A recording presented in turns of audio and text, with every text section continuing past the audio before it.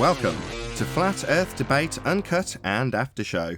I'm your host Nathan Oakley, and if you are new to this channel, or you've not done so already, then be sure to subscribe, hit the bell notification icon and join button if you'd like to become a Nathan Oakley 1980 channel member and keep up to date with the Flat Earth Debate. If you would like to support the channel, there is a super chat that runs alongside each of these shows while they premiere, and there's also a PayPal, Patreon and crypto link in the info box below the video. Also below this video you can get £50 for swapping your UK electricity supplier to Octopus Energy.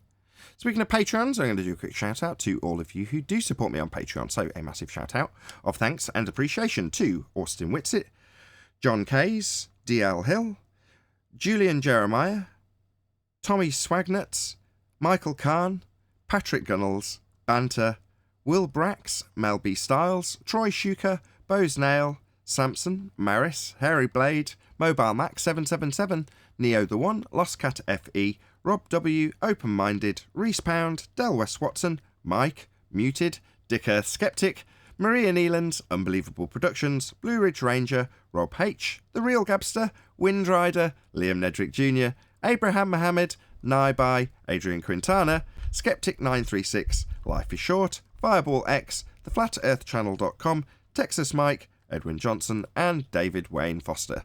So another massive thank you to all of you for supporting me on Patreon. Now I will hand over to whoever is in Discord and Google so you can enjoy their conversation while I set up for today's live show. Good.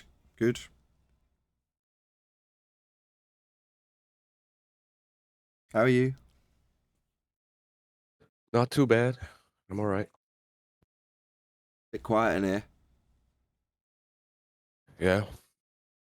I have to check. No, everything's working just great.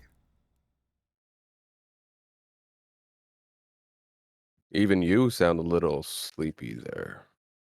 No, I'm perfectly all right. You did happen to catch me in a yawn. But that's not because I'm sleepy. No more than normal.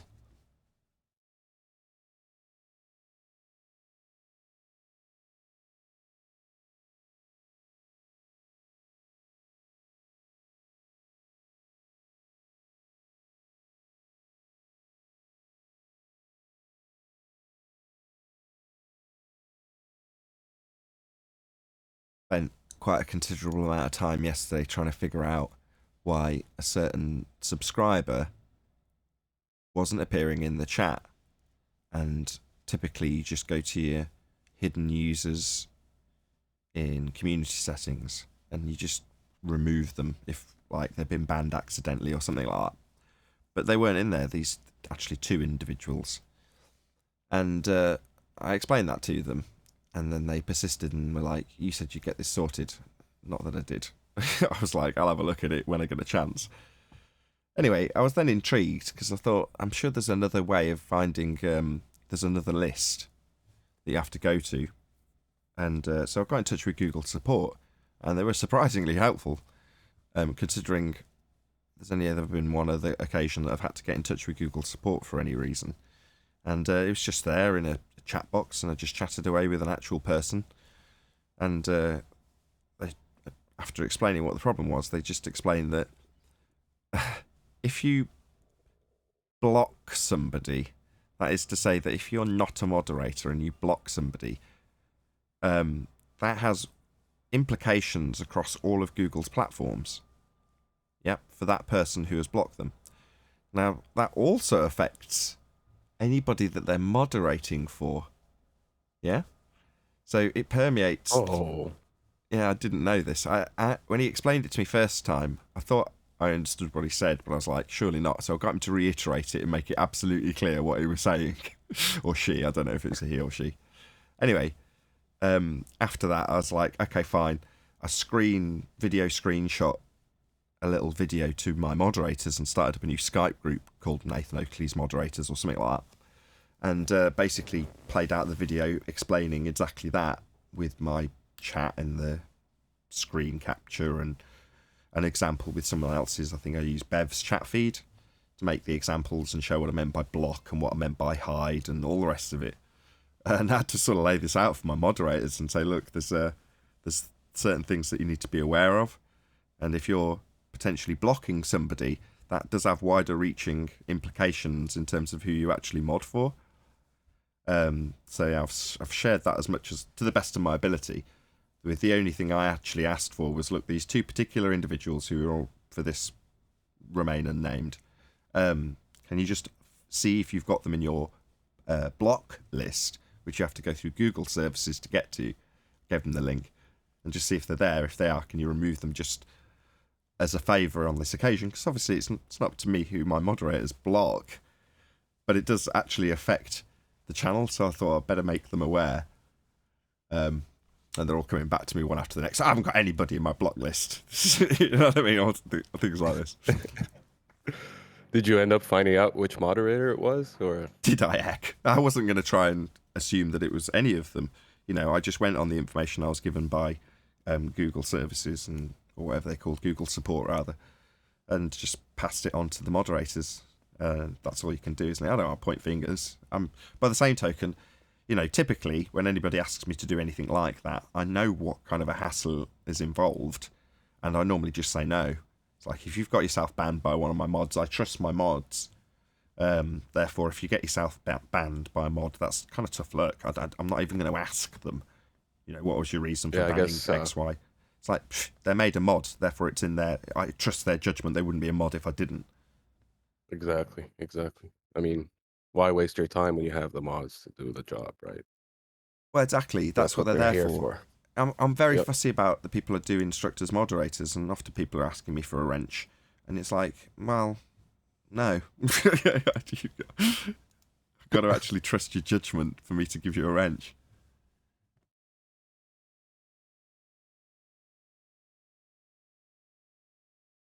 And that is not to say that people who haven't got a wrench, I don't trust their judgment.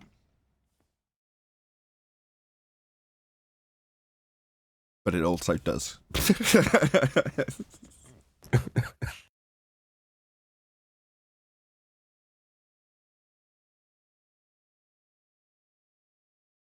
Literally, for the first time in about 2 years, all alone in Google+. There's nobody there.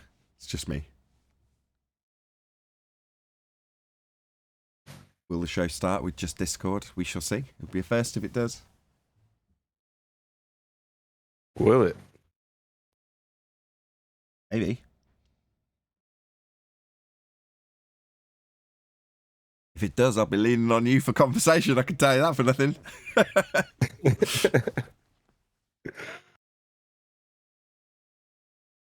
Good afternoon, all. Hello, George. Hey, George. The uncomfortable silences were something that initially, if you go back to some of the really early debates, I would start off the stream and it wasn't recorded, it was only live streamed. So often you guys who get here early will sit around when there's nothing really going on, and that I've like kept since as the pre-show. In other words, unless you're sort of a dedicated subscriber, which would mean that you're either paying as a member or tuning in 48 hours later to watch it on the second channel, you know, you may or may not be interested in this, what's going on now, this conversation, the preamble. Hence the live shows are typically once everyone's warmed up, like now. We're effectively warming up for the live show. But the people who don't want to necessarily listen to that had to listen to it in the early days, because the whole show was just live streamed. I just started with no guests, chucked out the link to the public, and said anybody can join. So I would be sat there sometimes for a prolonged period with literally nobody, and you know, there wasn't a great deal I could do about it apart from appearing on camera every 2 or 3 minutes and saying there's a link below if you want to join, and that would be about it. And sometimes there would be just prolonged periods where I'd be sat here with no one to talk to, and there's only so many times you can regurgitate the same thing, right? So it isn't necessarily an uncomfortable silence for me when there's nobody talking. It doesn't necessarily fuss me, especially in the pre-show. It's like, that's just the way it is sometimes. Yeah, but for a show, like, it kills the show. You can't have silence on a live show. But you've come a long way, Nathan. I remember. Sorry, Ryan, you're trying to say something? It's just Neil joining. No. Just Oh, sorry, Ryan. I was gonna say, I remember, like, I was a Jaren, Morgile, Glowbusters fan. I remember the first time I heard your show, I was like, "What the hell is wrong with this guy? I'm not watching this shit." But then I watched again, and then I got hooked. I remember. But I was definitely put off the first time I heard you, Nathan, to be honest. By Opposite with me, man. When I heard Nathan, I said, "This is it. Where have I been all this time?" I'm more intrigued to know what put you off. Presumably somebody getting a right pasting and me being very aggressive with them. Yes, it was that. It was Well, one of the Yeah. earliest debates, I see. and Well, it was just it was a free for all. It was yeah, things have changed since then. Yeah, it You was know, similar. Now when people piss me off, I just tell them to fuck right off. So get out. I'm only joking.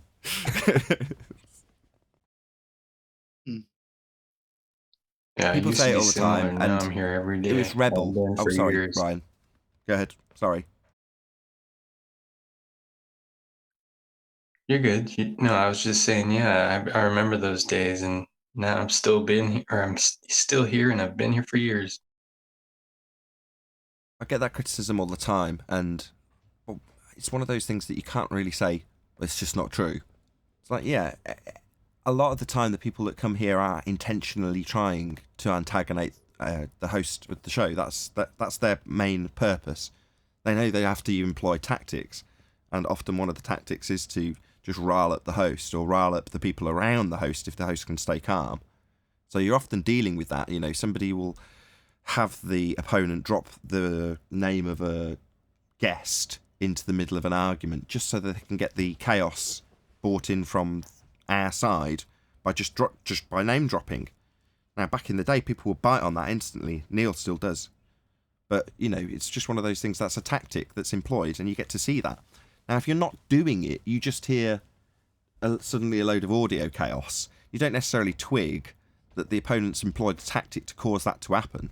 You just see that it's happened. You just see the effect and go, wow, that's a lot of shouting and annoyance, and I don't like this. Well, that's the idea. That's them winning. So I can't really say, no, you're wrong to anybody who says that. For example, Rebel was the name of the guy, the black guy we were talking about, that would be critical of me in the comments. He'd join the show occasionally, but he'd be critical of me in the comments and say, look, this information would go up so much better if you just remain calm and, you know, polite with them and just reason with them calmly. That would be so much more effective educationally. I'm like, yeah, but it's really hard, mate. And I tried to reason and explain with him. Then he joined, got into a wrangle-dangle, and afterwards apologised to me. He's like, yeah, take it all back. Because he obviously lost his temper with the person that kept talking over him, or whatever tactic was being employed to rile him up was working, and suddenly he got it. It's like, it's not an easy thing to do. But by the same token, once you realise that, it suddenly becomes like crack. You want more. Hey, Eli. First time I've seen your face, my friend. Handsome chap that you I are. was laughing when that guy said that. Say again, Neil? Eli, you look just like the picture. I was saying I was laughing when that guy was telling you that. I think he was even telling QE about it, like you should be more calm and the way we treat people. And then I don't even think it was a week later. For some reason, I think I remember that show. I mean, a lot of people I came do, on 'cause and I told was you laughing. the same thing, right? So Nathan, who was I giving a hard time in chat the other day? You told me to lay off him.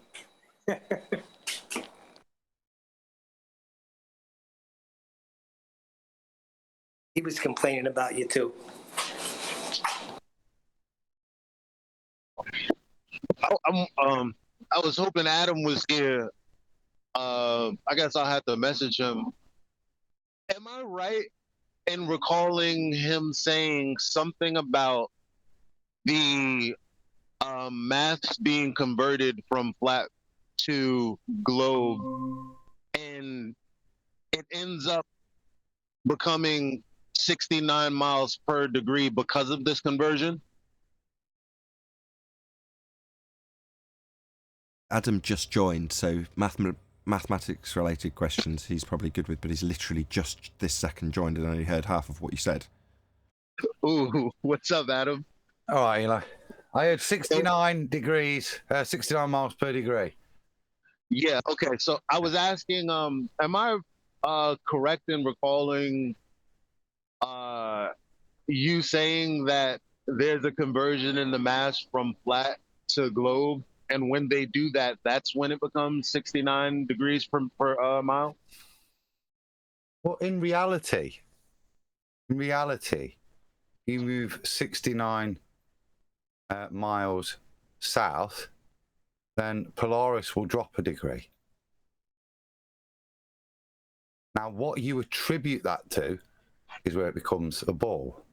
Whether you attribute that to perspective because you're further away from it, so it's going to be lower, or whether you put it that perspective plays no role whatsoever and it's just due to the reorientation of the surface at a different 1 degree angle away after those 69 miles. So you're pointing 1 degree further back, hence why it looks 1 degree lower, but no perspective involved there, just Earth curve causing the replacement of the star.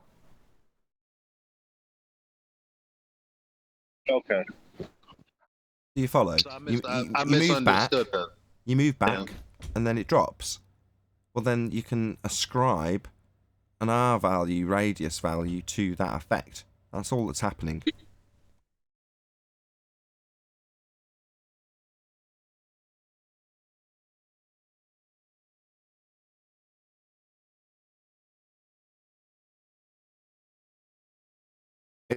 If you stood still, Eli, and you're just working with the sun, then an hour later the sun slightly lower or higher on your horizon, isn't it? They would ascribe that repositioning due to rotation. Yeah. As opposed to the sun passing over and moving away or moving towards us. Yeah, I can understand that if you just do one reading, but if you do 3 readings, which is required for you to find your position on the ground, those circles are of equal altitude. Right. That's why I don't understand why you can reassert this as a. They can reassert this as a globe proof because it's not. You can't. You need 3 readings. Adam's just describing moving away from Polaris, right? It's not describing what you do with the sextant.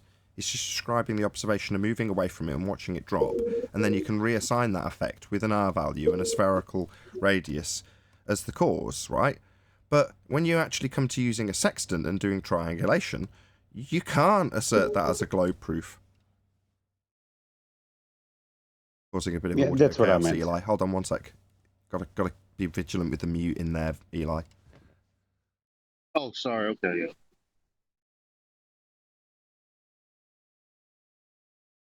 If you don't get it, I'd rather you just said it again, you know, or repeat your statement of fact, which is this doesn't work as a globe proof. No, it definitely doesn't. That's what I mean, because I understand that if you are observing Polaris in this case, and if you move away 1 degree, it has the perspective that it dropped on your reading. But if you double check your reading with other celestial bodies, what you're going to find is that you are within the circle of equal altitude, so meaning flat plane. Right.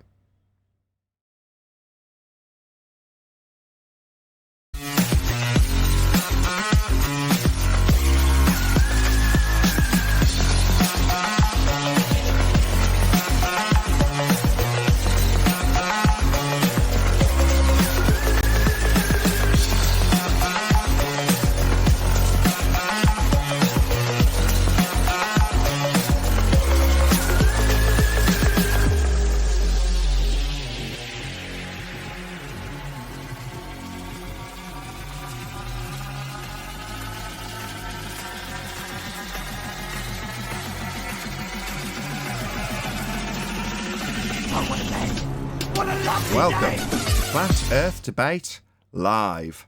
I'm your host, Nathan Oakley, and if you are new to this channel, or you've not done so already, then be sure to subscribe, Hit the bell notification icon and join button if you'd like to become a Nathan Oakley 1980 channel member and keep up to date with the Flat Earth debate. If you would like to support the channel, there is a super chat that runs alongside each of these shows while they are live, and there's also a PayPal, Patreon and crypto link in the info box below the video. Also below this video you can get £50 for swapping your UK electricity supplier to Octopus Energy. Most importantly, if you'd like to join the discussion, simply mute the page you are currently watching, then click the link in the info box below this video to join the panel and express your views on the nature of Earth. If you do join, please don't swear. If you do, you'll be ejected, and if you are, please don't try to rejoin the stream using sock accounts. You'll be warmly welcome back on the next stream. Please also share the show on social media. Sharing the show obviously increases the live audience, but this in turn increases the chances of a more diverse panel, so please share the show on Facebook and Twitter. One last time, if you're new to the channel or you've not done so already, then be sure to subscribe, hit the bell notification icon and join button to keep up to date with the Flat Earth debate.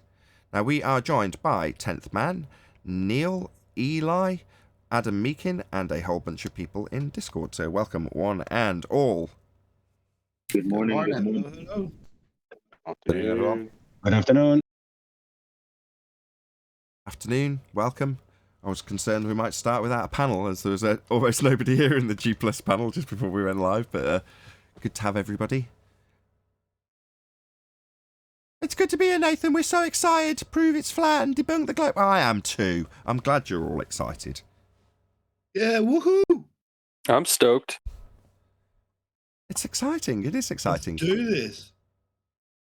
So, yeah, if you're not excited by the prospect of a fundamental change in your paradigm, then I don't know what's going to excite you. You know what I mean? That said, this is an educational show, so let's do a little bit of housekeeping.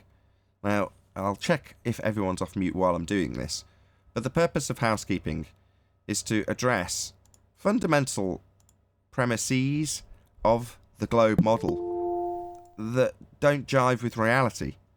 So, on that basis, we'll say hello to Arwin first, and then we'll do a full stack of housekeeping questions, hopefully with a bit of interaction from Discord. We'll see how we get on. Hey, Arwin. Hello, good afternoon. Is it as nice weather over there as it is here? Yeah, it's just overclassed car wash weather. Okay, let's do some housekeeping. Any evidence of a physical geometric sphere edge, that would be a horizon, formerly known as Earth curve? Nope. Not at all. I think you need R for that. Nope. There's still plenty of mathematical models describing it. That's about it. Yeah, descriptions of Earth curve are in models of Earth curve. There's an actual claim that the horizon is Earth curve, though. I mean, we all know it isn't, and I'd like that to be expressly stated. Well, to have an Earth curve, you need R, and they don't have it.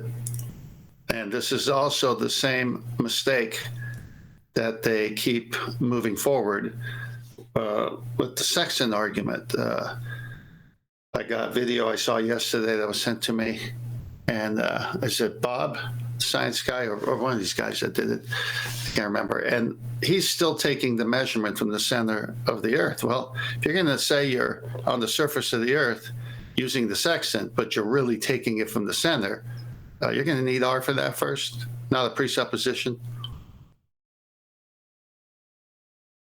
Perfect. Anybody want to pipe in on Discord before we move on? Adam, go ahead. I was just going to add, really, it's thanks to the flat earthers, we've come to the realization or read the description properly, where the horizon is the apparent position where the sky seems to meet the land. So with that understanding that it's not a physical place, that it's an optical effect, which is the diminishment of our vision. It's the point where we can no longer resolve things. And with that understanding, that destroys the simple fact that it is a physical place you can draw a tangent line to. Precisely. In the globe model, it is a physical, geometric location that you can draw a tangent to measure drop and derive R values. In other words, it's the leading edge of a sphere that's supposed to block your view of things in the distance, and that's precisely what their calculations claim to infer when looking at optical imagery. Any more for any more? Well, there was a bit last night on QEs. A word came up. I know you like new words, and it was a new one to me. Morosophy. I would suggest that the ballers have lots of morosophy. Morosophy. Morosophy. So Morosophy, and it's a hybrid of two Greek words. Words for moron and Sophia, which is moronic wisdom. So if somebody's can be absolutely know everything about a topic, but what they know about it is moronic, they're morosophic in their understanding. So they may have all the detail in the world, but their understanding is a fool's understanding of something. For example, thinking that the horizon is a physical leading edge. Morosophic to what's the medicine where you dilute stuff down by orders of magnitude to increase its power? What's that called? Homeopathy. Homeopathy. So if you have an extensive knowledge of homeopathy, that would be morosophic knowledge. Yeah. If you felt that, homeopathy, certainly how homeopathy is portrayed, then you could say that you had that the full knowledge, the full wisdom of homeopathy, but the actual practice itself would be moronic. Okay, well, to take it further into the absurd then, if you had an extensive biological understanding to the point where you could do detailed graphic artwork of unicorn, what's the word? Anatomy, then that would be morosophic. Okay. You knew it inside out, but the reality is that the knowledge itself is moronic. So, just to bring a close to this, the understanding and wisdom of the sky vacuum standing in violation of second law of thermodynamics would be a morosophic understanding. Is the understanding bit redundant? No, because you have full knowledge of all the detail of unicorn anatomy. Yeah. Any question you know about it, you know the answer. Anybody can pose a question, you've got the answer. You have full knowledge, but the topic is moronic. Right. Heliocentrism isn't a moronic topic. I often give it credit for being a useful philosophical appreciation in model format of how the sky moves. So that has its useful application. But the reification of the heliocentric model into an actual world you stand upon, and the understanding of how you stand upon that non-existent world that doesn't exist, would be morosophic. I would argue that it's almost I would argue that it's almost plagiarism, because from all of the quotes that I'm coming across, they basically say you pick up all of the data and you put it around the sun as opposed to around the earth, and it's exactly the same. That sounds like plagiarism on a grand scale to me. Who are they plagiarizing? Well, the coordinate system, it's not like there's nothing physically different. It's just a different way of looking at things. Different between what and what? It's exactly the same, and over a flat plane, the math was there first. All they did was just transfer that over to the belief in a heliocentric universe. Well, it wasn't necessarily a transference, it was an insertion. So you take what is your understanding of these coordinate systems in this example, and then you just insert R. So it's not necessarily transposing or duplicating or replicating or plagiarizing, it's inserting. They're inserting R. Any evidence of the R value?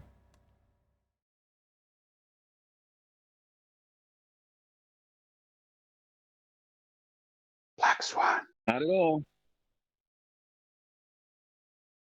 Yes, whoever said that from Discord. If the Earth is a sphere with a radius of 3959 miles, then every distance to horizon can be no more than 1.2 times the square root of the observer's height in feet. and the distance to the horizon in the black swan is in excess of the geometric limitations of a sphere, Earth, radius 3959, therefore the Earth is not a sphere. Debunk the physical geometric sphere edge horizon as a geometric sphere edge horizon. You can no longer derive R values from it, you can no longer measure tangents to it. The entirety of the globe model hinges, figuratively and not even metaphorically if you talk about tangents, on you having a horizon that's physical.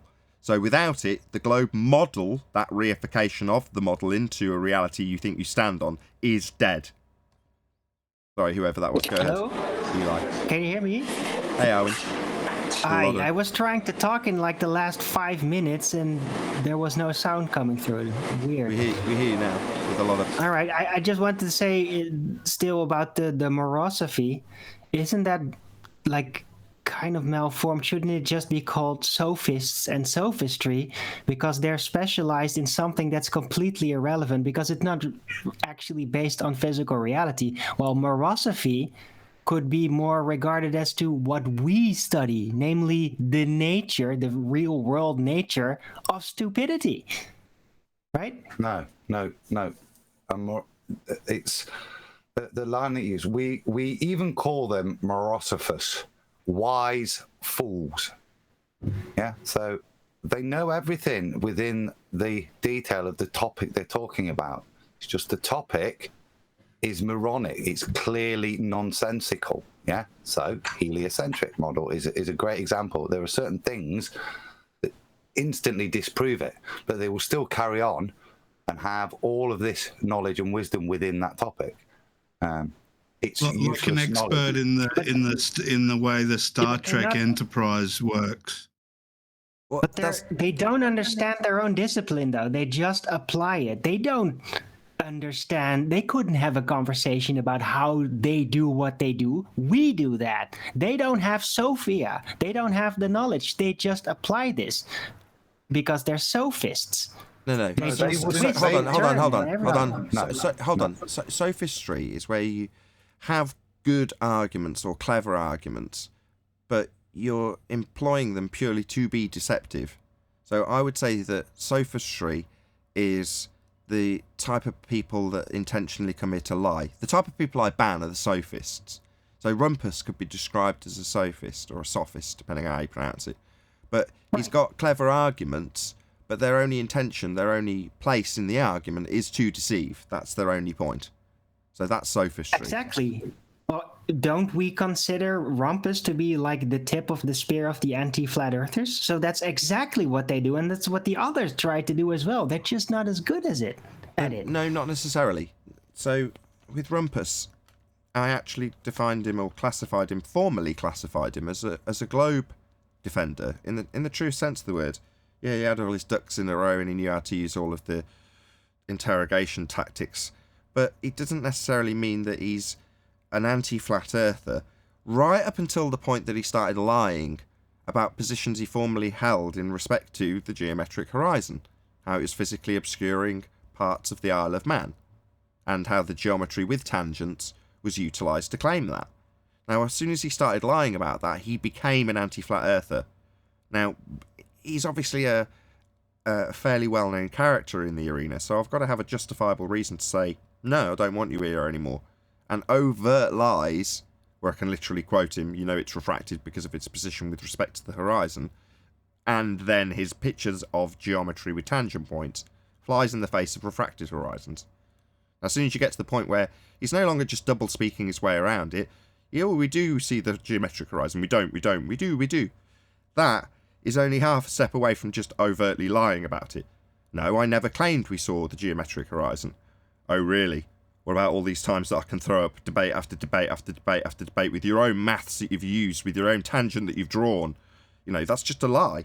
So at that point he becomes an anti-flat earther, but up until that point I would have actually classified him as a devout globe believer, maybe trying to join the priesthood or something. I don't know, he's trying to impress somebody with it, or he's employed to do so, or whatever his motive is, I don't care. But that wouldn't necessarily put him in anti-flat earth until recently. Arwin. Right, I agree with that. I'm not trying to like discontort those types of designations.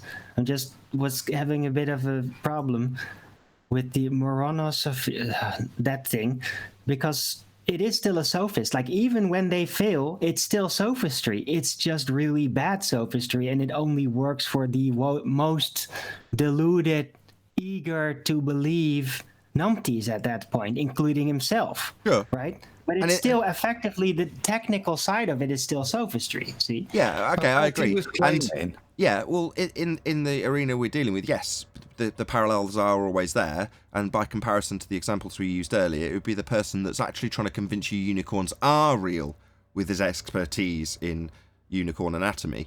Well, that would be your sophist, right? In other words, he's got really good biological arguments for why they're real. Well, according to the mainstream, someone who's a flat earther would be considered a morosopher. Yeah, that's how we we're are painted. The morosophers according to them. Yep. Yeah, they don't want people to realise that they're under the misapprehension of being governed mentally in their worldview by a philosophy that's been reified. And anybody who challenge that, it's far easier to take the Hillary Clinton approach and just accuse your enemy of the very thing you're doing. Well, look at them. What else? That's why it's often positioned that we should be in the positive position in debate. We'll prove the Earth's flat. Whoa, whoa, whoa. People are building on it flat, people are navigating it flat, people are flying over it flat, it's considered flat, and yet that's suddenly taken as the extraordinary claim I need to prove in the positive, while you defend the standard begging the question position on the other side of the fence against flat Earth. It's like, no, the Earth is obviously, observably, measurably and navigatably flat. So that's not an outrageous claim to make. To say that there's people hanging off the bottom of my position antipode from where I am is absolutely the outrageous claim and needs to be the positive position asserted in debate. But it loses real fast, right? We all know that. So what's the best way to have it? We'll have it so that this is never the position that's being fought for in the positive, just assumed to be true, assumed to not be an extraordinary claim.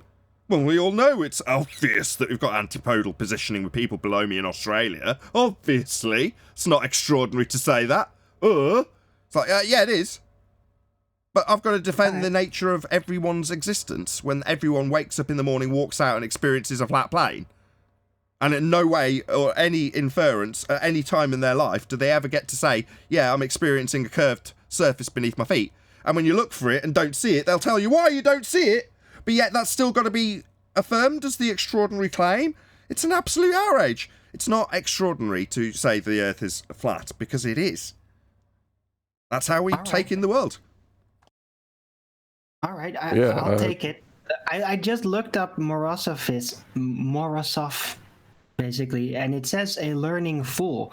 But if they're learning, that means they're still trying to put things together. Well, that would make anti-flat earthers not morosophists, because they know at that point they're lying and they're contradicting the original claims, etc. So they're deceiving. You can't be a morosophist and a liar at the same time. No, a morosophist would, I think, believe wholeheartedly, empowered by the depth of knowledge that they have in the subject, that subject was true. But then it would apply to ballers, not to anti-flat Yes. earthers. Yes. Yeah, yes. exactly. Exactly correct. So it would apply to ballers, but you can't have a I can't say the word. What's the word again? Morosophist. A morosophist sophist doesn't exist because it's an oxymoron. Because one actually believes that you're stating the truth when you talk about unicorn anatomy or heliocentrism in this example. And the person who's a sophist is actually going out of their way to deceive you. Is it morosophist or morosopher? Morosopher. Could both be. But it's good. I love a new word. Excellent, Adam. Kudos. Well, shout out to Betty. She claims it's a Dutch word. Her and John were arguing whether. But yeah, I'd never heard of it before as well. But its applicableness has 2 shows now. But it does seem to fit very well. I said also, it has an end times feel to it to me. Foolish wise ones is the description towards the end, isn't it? The wise will be foolish and converse as well. So Yeah, I'll see how many times I can crowbar it into a sentence now. Morosophy. See how many people ask you when they don't know what it is, or just brush past it like they do. Cool. Any evidence of axial rotation of the Earth-based variety?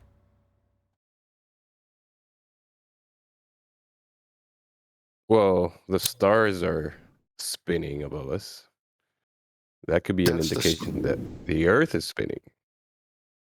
Axial rotation. Spinning about an axis?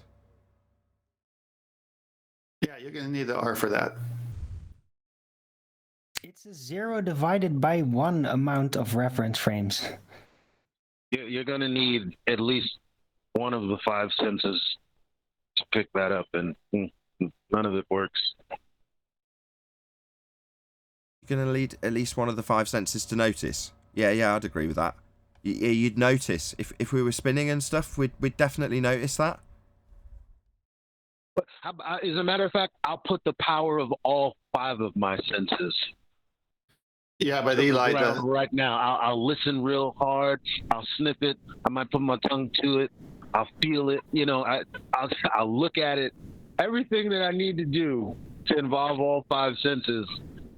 But maybe a little 6th sense action. I still don't detect any movement whatsoever. Right, I've said it before, and I'm going to say it right now. This is not a dating site. But the Morosopher has 7 senses, so that's how they know. If we use just the sense that we have of vision, what does that sense tell us? It tells us that the stars are moving above us. So we've got one sense telling us that it's not us, and we can see and observe that it's them that's moving. So why would we ignore that sense? Well, the Einstein reason is because you wouldn't be able to tell a difference if it wasn't you moving versus if it was. I mean, they'd basically give you the same effect with those star movements. That's his argument. And why would you use your senses today when we have ring laser gyros? Well, ring laser gyros are interesting because I use them in the positive as a hostile witness for anti-flat earthers who try and deny that which we don't actually observe. So the ring laser gyroscope is claimed to show the effect of Coriolis deflection to the tune of 15 degrees an hour as Earth rotates under the fixed frame of the fibre optic or ring laser gyroscopes. Well, if the Earth's rotating underneath a fibre optic or ring laser gyroscope at 15 degrees an hour, that's a Coriolis deflection. That means Earth's rotating underneath as a non-inertial spinning reference frame to cause this not actual deflection in the gyro. So the cage is moving around the fixed frame because Earth's turning beneath it. Well, if that is the case, then Earth's turning beneath footballs, bullets, heavy artillery fire, aeroplanes, helicopters, drones, you if you jump up and down, and you'd notice that. So to assert that Earth's turning underneath here, you can see it in a gyro, you're like, well, we'd see that in flight times being reduced. Charlotte, North Carolina to Los Angeles would only take about an hour and a half if Earth was turning underneath it for us to observe the globe's claim of deflection from the ground in the aeroplane as we turn beneath it. So to summarise, Earth is claimed to show this drift that the gyro is supposed to be affirming, but that drift is supposed to be observed as things that are above you, like aeroplanes, take a curved path because you turn beneath them. So the claim is, you're turning beneath aeroplanes. Earth turns beneath aeroplanes, you say? No, because that would shorten flight times, and it doesn't. Shout out to Retro Bill, who says, fact of the day, one of the suburbs of St. Louis is called Baldwin, Missouri. Thank you very much for the super chat. Your Baldwin's really grateful to know that. No comment from Arwin, I'm afraid, Retro Bill. Thank you for the super chat all the same. So, axial rotation. Anybody at all? Should we move on?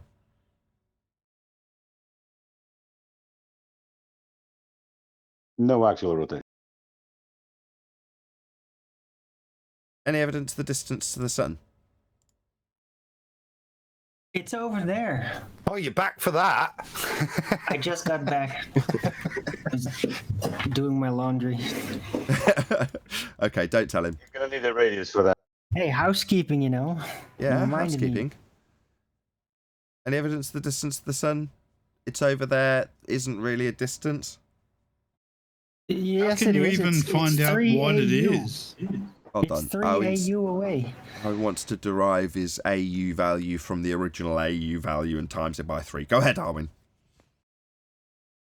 Well, the 3 is just to kind of divide it up virtually because it's just an apparent distance away, right? So it is 3 1/3 apparent distances away. I can confirm They've that done- maths is correct. An Arwinian unit is 1/3 of an astronomical unit. Very confusing to me So it must be true. well, there's other Arwinian units in circulation. You know, one Arwinian unit is simultaneously, and you can't disagree or contest this in any way either. It just happens to be the amount of hay unicorns eat in Narnia. Now, that Arwinian unit, when it's described as a distance to the sun, 3 of them for hours, in a heliocentric model derivation, it's confusing to me. You know, because there's also simultaneously, like I say, Arwinian units of hay, 1 thereof will feed a unicorn for 1 day. Well, you know. Well, only if those unicorns are actually apparent distances away and not actual, because that's what it's really about. It's about giving a unit of measure of an apparent non-actual, non-Euclidean distance, which is a concept, by the way. Now I know why you fought against the word morosophy so heartily. You just don't understand 10th. Yeah, you don't understand. There's a lot of unicorn experts out there, 10th, just because you're not one of them. Well, Adams asked the question, how can we know what the sun is, right? And we all know the globe claim because they cling on to the spectroscopy claim that we've identified helium, helios. That's how we get helios, through spectroscopy of the sun's rays.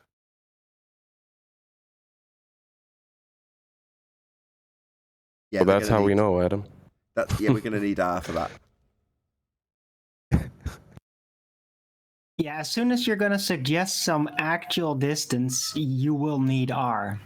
That's why I made the Arwinian units, so you don't necessarily need them. You're not going to be presented with any actual useful information, but at least you can define a conception, right?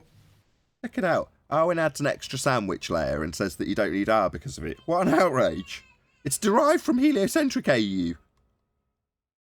No. You're going to need R to have the Arwinian unit anyway. No, it's not that Rumpusing AU. begins. Check it out. It's a Arwinian unit. It's a measurement of apparent distance, right?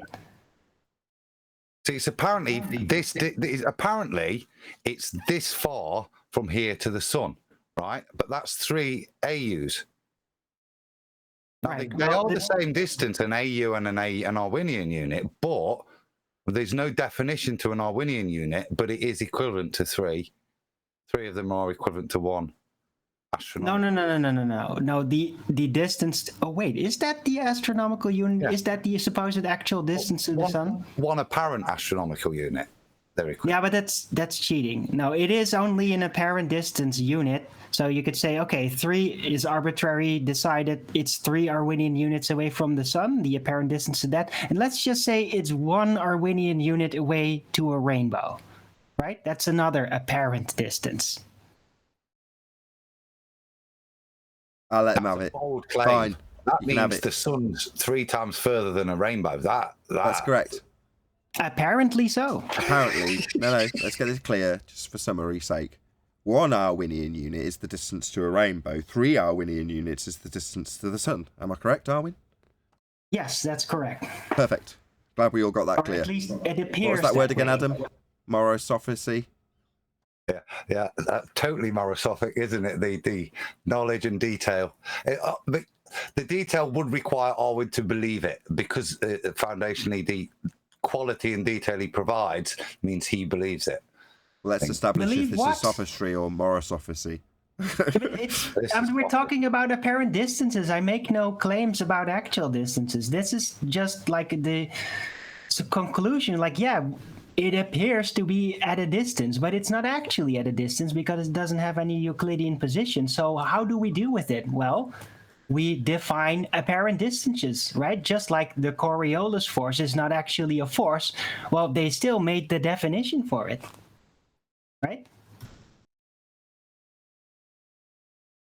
Okay, but just so we're clear, Arwinian units have now changed their definition, because formerly they were derived from standard AU, and you know it. But now we've got a redefinition, or a redefining, there we go, of an AU Arwinian unit. That would be to say that it formerly was derived from heliocentric rhetoric, needing R, but now it's not. Now it's derived from rainbows.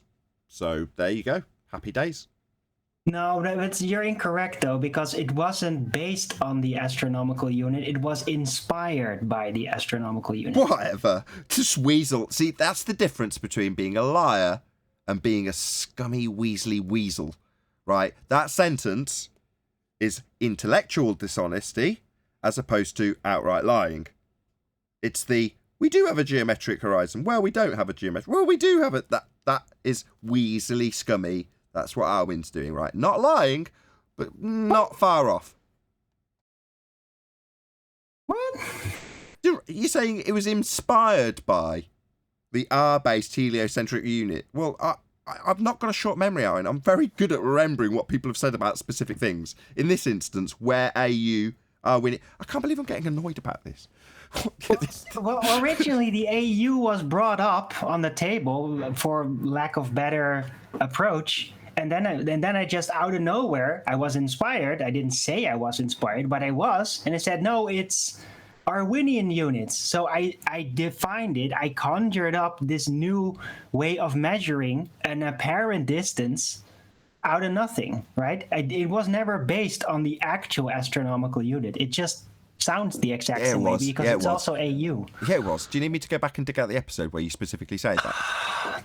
Don't sigh like you know, like you think you know what's going on, or you're going to obfuscate away from it.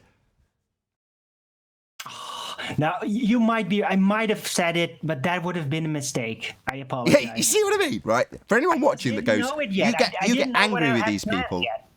I was playing too much to character at the moment, right? When you people out there say you get too angry, it's like, no, when you're dealing with people of this nature, Arwin knows, he's playing along, but I was doing brilliantly not to laugh, to be fair.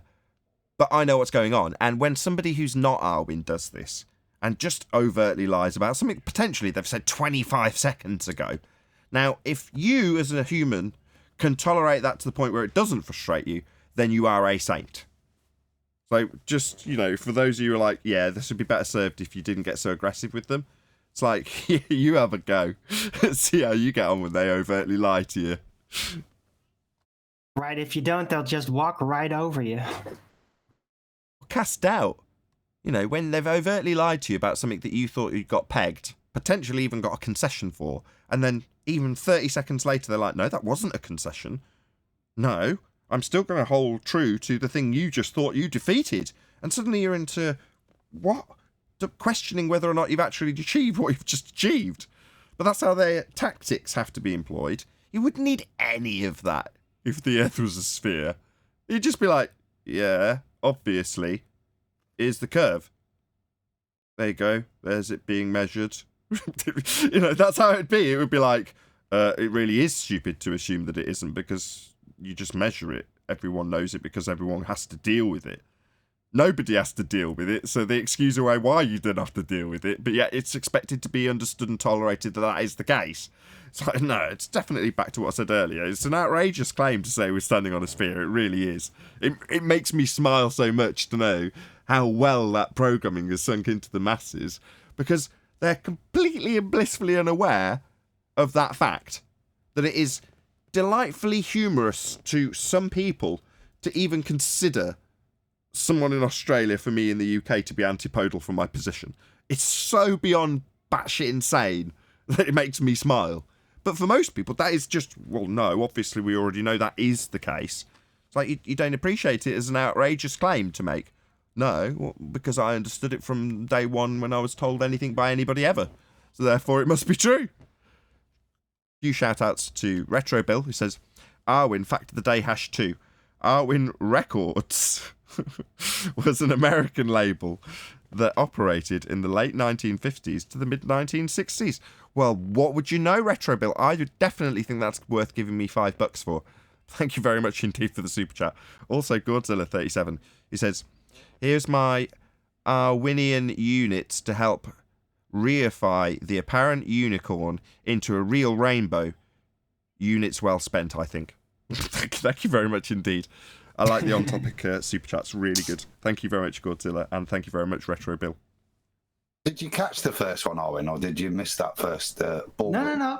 I got it. Yeah. I responded in chat. Now Retro Bill says in regular chat, I missed the fact there is a county in Missouri called Baldwin. God. I noticed in your chat today that they'd started another one, a Darwinian, spelt with a W, I-J-N. Yeah, and not forgetting the ever popular Aristarquin. Oh God. I just white noised that all away. Please don't bring it back. There was a time when I was getting trolled by this one guy. I'm sure you'll you'll remember, but probably won't want to utter. And after the fact they made up, it was all right, and I'm sure they went off into the cloudy Neverlands, skipping together, holding hands afterwards. Anyway, at the time that they weren't friends, the guy just kept coming back with more and more socks that had various Win names attached. So they became known fondly as the Wins. Oh, we've got the Wins in. Because it would be Aristarquin, Sockwin, and so on and so forth. And I thought it was quite amusing. I think the guy's name was Jason. Is it Jason McCormack? Yeah. No, we're all right. He's even allowed back in my chat as long as he doesn't use the specific symbol. And then I'm fine. But yeah, I haven't seen the wind socks in a while. To be fair, I understand how that is funny. It's just that for me, it wasn't. I couldn't really. It was just really annoying. Sure. Also because everybody thought it was funny, right? I get it. It is funny, but you should just take it as what it is, exceptionally flattering. Somebody's out there. Yeah. And you're what they're holding high as a... Not as a point of ridicule, really, because if you think of it, what is he doing? He's crediting you with stuff. Ragewin was a great one. You know what I mean? It's very flattering to me, Arwin. I would take it as. I wouldn't take it as an insult. You're out there. That shows you're making a mark as a YouTuber. There's somebody out there spending part of his day and great intellectual effort to come up with these things to get your attention, my friend. They're still doing it out there, but not this guy, no more wind socks. It's just that at the time, if it would have happened right now, I'd probably be like, oh yeah, sure. But back then I was still like very nervous about YouTube and even Flat Earth. And I don't know, I've had like a tough time right in that period, and I just couldn't really enjoy it. I just kind of wanted to be left alone. Now, if it would have not happened back then, but it would happen now, I wouldn't really mind that much. But back then, it was really just like a tick. Wouldn't get off to me. It's a fan. The fact that it bothers you sort of makes it a little bit more funny, actually. Yeah, kind of. Yeah. But that's what bullies get off on. So essentially, the fact that everyone around you finds it funny and you don't, it's like the bully's way of sticking it between your ribs, because there's nobody that you can turn to that's going to say, yeah, he's a prick, isn't he? Should really leave you alone. He's bullying you. They're going to say, oh, come on, it's really funny. You're just being a... And suddenly the people around you are bloody bullying you as well. Well, that's totally unreasonable. And in this instance, that's the purpose for this particular dude. But Adam's still right. The guy's a fan. He wants to be on your side. He's trying to get your attention. Now, that's a tightrope. It's a bit like love and hate. You can fall off the other side and suddenly become a stalker, or you can fall off the opposite side and suddenly become someone's best mate and ally when you started off trolling them. But that's that's for a different topic, because it's along the lines of fandom, if you will, people who want to be watching you or associated with you or whatever. Well, I was in a chat the other day, I think it was Bev's chat, with Shills versus Shills. Now, he can't be seen on my chat, and I did actually go to some effort, which I did discuss in the pre-show, to try and figure out why that is, and whether or not I've made any inroads in that, I don't know, on my Google support box. Is this problem resolved? No. But anyway, I did go to some efforts to sort out an issue with this guy that he had in terms of my live stream chat. Nonetheless, he was telling me about something that, I forget who he was talking about. It was either Cats or Ranty or Dan or one of those people. And I said to him, oh, so you're let's say it was Ranty. You're a Ranty fan? He was like, what do you mean I'm a Ranty fan? No, I'm not. He got quite, bullshit with me, if you know what bullshit means. Didn't like what I was saying. What do you mean I'm a fan? I was like, well, you watch him. That doesn't mean I'm a fan. Although I didn't type this. I said, no, I just mean you watch him. That was my reply to him. But I did mean the word I used. Because if you're watching somebody and you hate them, then you love to hate them because you're watching them. That makes you a fan. No, don't care if you want to say, well, no, I'm just gathering up what they're doing wrong. It's like, why? If you don't like them, the best thing you can do is remove them from your life. If this is a subscription circumstance, just unsubscribe. It's really easy. And then if they get thrown up in your homepage, just don't watch them. Just don't waste your time with them. It's really easy. When you don't like something. Right. Talking about which, I'm back to 1992 subscribers, so it happened again. So you lost 8 subscribers? Yep. Oh, that happens whenever you get near a big figure. So there's going to be a load of dicks that will subscribe when you're, 100 off getting to a decent number. And then the moment you hit it, they'll just unsubscribe just so they can sit and snigger. Ha ha ha! Did you celebrate about having 2,000? Ha ha ha! It's just dick behaviour.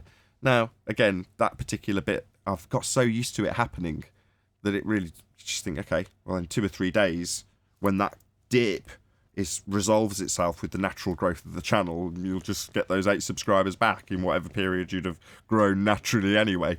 It's like, there'll have been a spurt of growth at some point that you were like happy about, that was just those same dick trolls that just wanted to unsubscribe the moment you hit a decent number. Yeah, that's what I suspected. But it's it might take like a month before I get there again. Talking about YouTube and admin and stuff. This is terrible. My God, sorry. The standards have Let's get back to the Arwinian units again. Oh, that's why. This is definitely a step up from that. Talking about subscribers and stuff. Anyway, back to my point about Shills versus Shills, was that, if you're watching somebody, you're a fan. It doesn't matter if you're a Globe believer who absolutely hates my guts. If you're sat watching me, you're a fan of mine. I love it. I shout out to all my fans. Hey, Alwyn, do you want to shout out your fans? Yeah, I still got a lot of fans. For years, I could not stand Muhammad Ali. And then I realized when he lost, I actually felt bad. So I guess you're right. I was actually an Ali fan. But I could have sworn I hated him for all those years. Exactly. But you were invested, weren't you? You had an investment in whether he won or he lost. So it might be a perverse fan, but you're still interested, aren't you? You're still subscribed to Ali or all these trolls. They're still subscribed to Arwin. Right. The weird thing was, I used to root for him and watch it to see him get a beating because he had such a big mouth. And then when he lost, I was kind of sad. I rooted for him in the rematch. Yeah, of course. There's certain people that chased Patricia Steer out of this arena, and the moment she was gone, they were gutted. Because what did they have to moan about? And suddenly they had to stand back and reflect on the fact that, well, actually, I spent quite a considerable amount of time watching that material, moaning about it, and slagging her off to the point where she buggered off, bullying her, basically. Well, in that instance, you think, yeah, did you actually do yourself any favours? And in the case of anti-flat earthers, right, the delusional idiots that think they're globe believers, there is a very much symbiotic relationship between us and them. Now, it'd be nice if we were on the receiving end of the promotion they receive. Obviously, as a purely fiscal outlook, I'd be like, yeah, I'll be much better off if I got lots of YouTube promotion right now. Now, that's not going to mean I'm going to change sides for reasons of a financial benefit, because that would be immoral as far as I'm concerned. I couldn't live with myself. You know, that wouldn't make me happy in the slightest. Even the extra ka-ching that comes with being an anti-flat earther. You know, they've got a nice big circle around their name in YouTube algorithmic terms at the moment. But don't kid yourselves if you are one of those anti-flat earthers. Number one, you are our leeches. Yeah, you are parasites to us. Now, you might think that you're actually at the top of that hill with all the absent-minded, globe-believing, delusional, and blissfully ignorant of it globe believers, because you're never going to be that again. That is completely out of your reach. Which means you do sit in this parasitic subcategory that requires us to be here for you to have any relevance whatsoever. Now, I understand that symbiosis. Do I care? No. But it means that I can be completely passive in that regard. Completely reactionary. I don't have to do anything proactive whatsoever for the parasites to come looking for me. Well, just sit here. I don't have to do anything, right? I love it. Because I'm the happy one on the end of this particular symbiotic relationship. You know, I can just flick the slugs off me, or whatever you'd call them, leeches. Yeah? But the leeches, they want to slime their way on their belly back towards me every time. It doesn't matter how abusive I am, if people want to be critical of that as they are at the moment. It's like, yeah, well, they're here by choice. Same goes for the panel. Nobody's any obligation whatsoever to me. None. Did you know that leeches actually introduce slight amounts of natural aspirin in your blood? That it did have medical applications?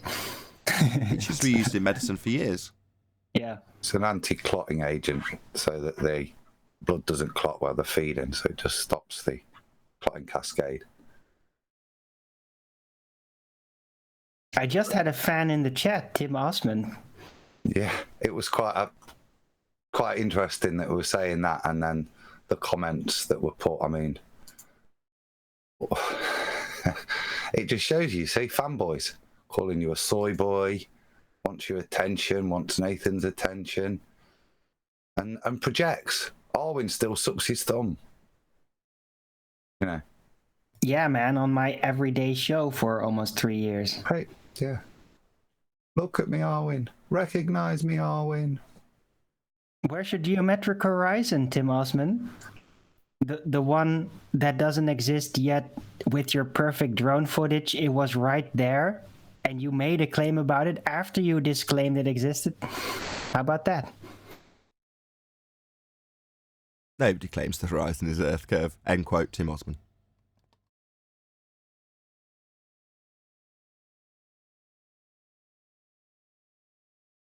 Right at the end of yesterday's Quantum Racer live show, Quantum Racer made a really good point that sometimes gets forgotten about here because it never gets covered, or rarely gets covered. And that's to say that what's the actual globe claim got, you know, in its arsenal? What have they really got? They've got claim pictures from a second law of thermodynamics violation. That's what they've really got, isn't it?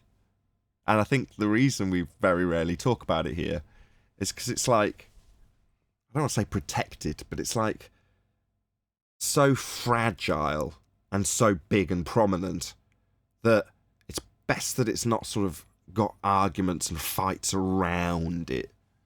You know, best if that particular subject doesn't come up too often places like this. Best to keep it out in the arena where you can talk about, I don't know, the idea of it still being real, the idea of there being maybe moon landings, arguing about, like they did in the 80s, about the shadows.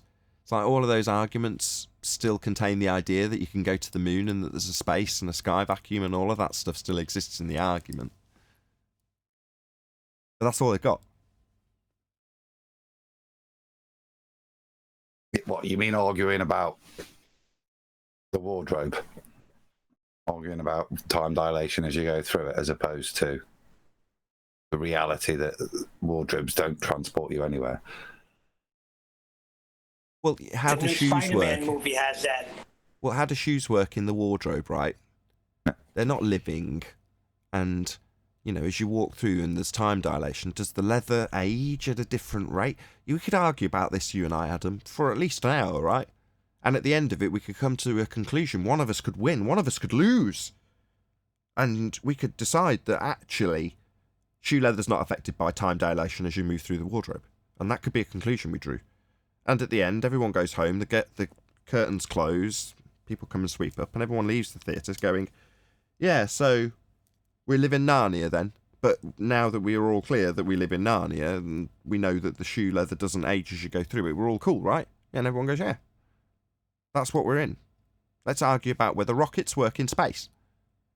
Did they work? Let's show a rocket working in a vacuum. Let's argue about the fact that the vacuum chamber is filled with gas that the rocket can now push off. Let's argue all day about this. Let's ignore the fact, as we do so, that if the sky was a vacuum, we'd all be dead. We wouldn't be having this conversation if the sky was a vacuum because the gas would fill it. It would have never achieved gas pressure in the first place. Go ahead, whoever that was. Now, you can't do that topic because that's the one you have to stay away from. Much safer to discuss things like you're saying, or whether or not a photographic film would work in the vacuum of space. Much better, because the outcome of that argument, it doesn't really matter, because there's always the pre-argument acceptance of the presupposition of the vacuum of space being something that we can transverse. Whilst ever that's your point of argument, because if you're arguing about, like, say, the state of leather in Narnia, you're accepting that you can go through the wardrobe to get to Narnia. Indeed. So either side, the paradigm is maintained, isn't it? Exactly. It's a useful argument to have because win, lose or draw, the fundamental premise that needs to be maintained is that the sky is a vacuum, that we've got an outer space, that is the nature of the heliocentric model, in essence, right? We're moving around the sun in a vacuum. We're traversing it in a presuppositional orbit, it being a vacuum. So long as you're arguing about whether or not the moon had a flag on it that waved in the wind or not, you're not paying attention to the fact that between here and the moon there's nothing containing the gas, so we'd never achieve gas pressure. So the whole story of travelling to that light we call the moon is absolutely absurd because it involves a rocket moving out into an area that the gas we're breathing could fill and would fill by way of natural law and an entropy increase. They're doing it now, aren't they? It's in the mainstream now, Nathan. There's I don't think we'll be able to go to the moon in 2024 as predicted because, and we're going to have to Elon Musk to help NASA because we're having problems with the spacesuits. I don't think we're going to be able to get them ready. And there's this argument that it's, oh my God. And the argument is based in the possibility that you can go to the moon with a spacesuit to travel through a vacuum. But they're arguing about, why have you lost the technology? Yeah. Why can't you just open up the museum? It's in the case. But the argument isn't about whether or not you can have a vacuum next to pressurized gas with no containment. It's arguing about why we've suddenly lost the technology to be able to have spacesuits and how we need to use private industry to help supplement NASA. So the argument is win-win for the paradigm. Exactly. And saying, you saying as a fallacy that they can calculate the amount of fuel they use to travel to the moon, therefore Neil deGrasse Tyson's assertion that faking it wouldn't be a possibility. You're like, that's absurd and a fallacy to say just because you've got a calculation for how much it would take to get to the moon doesn't mean you actually went. But let's again ignore the fact that you can't travel out into a region that's a vacuum. Because if you, in a rocket, can travel out there, so can gas that expands in all directions, precisely as we're breathing, at high pressure. If you can go to the moon, so can the gas. And if the area is an area that the gas can fill, that's what gas will do. So we would all be dead if any of this story and narrative was true. But let's worry about how much fuel's been calculated to travel to somewhere that isn't real. Let's worry about how much shoe leather gets worn as you walk through the wardrobe. Yeah? Well, we calculated it, and they hardly wore any of the leather off the bottom of their shoes walking through the wardrobe. We can calculate how much shoe leather was worn. You can't not have a travel destination through a wardrobe if you can calculate how much shoe leather's been worn. I mean, that's how accurate we can get this. It's absurd.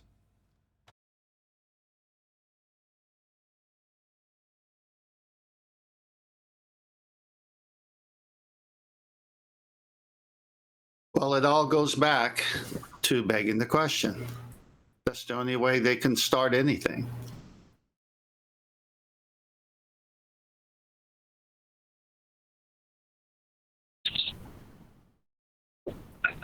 I have a quote on begging the question, but it probably should have been done with axial rotation or movement of the Earth.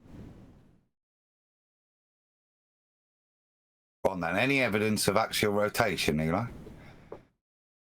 No, in fact, I mean, all they're going to do is beg the question right here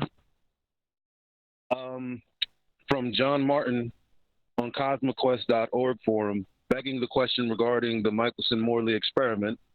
So, how to commit a fallacy of begging the question. When a conclusion to be demonstrated is assumed into a premise.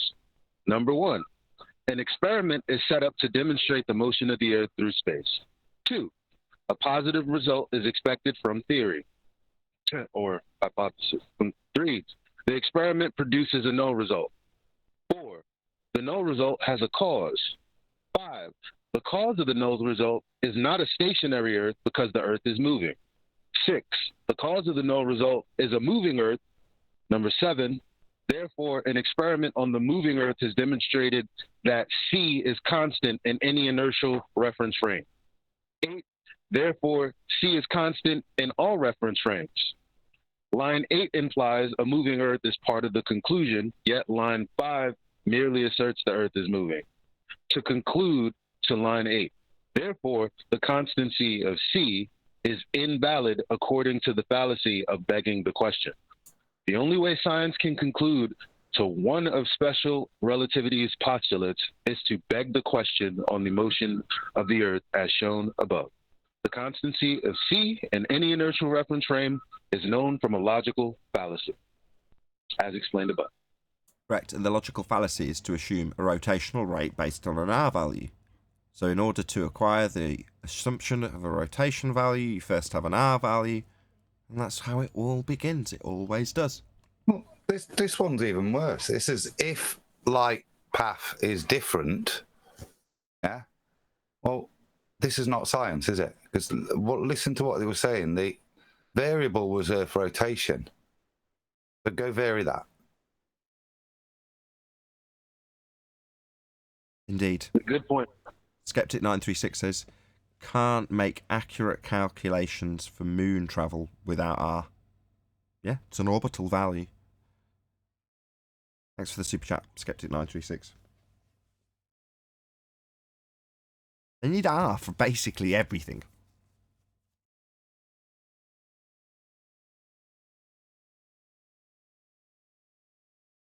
Did we mention that we debunked R?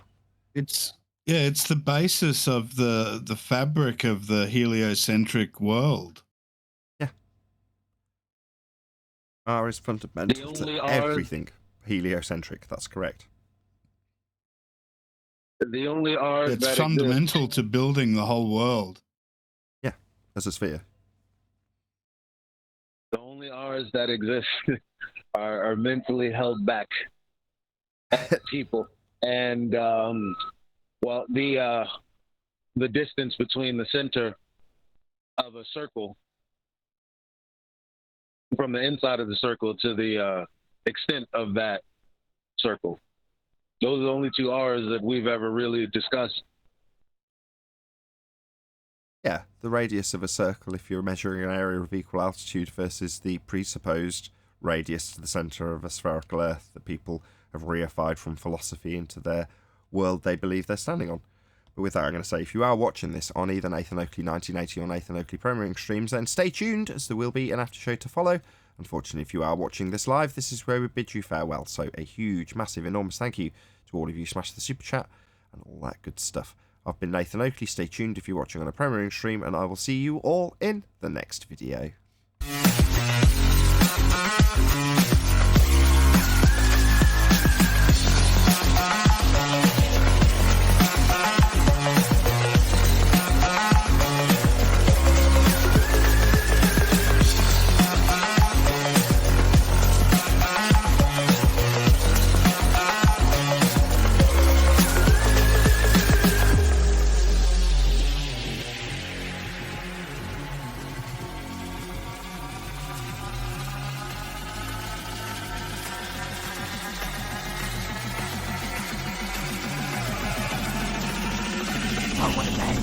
What a lovely day!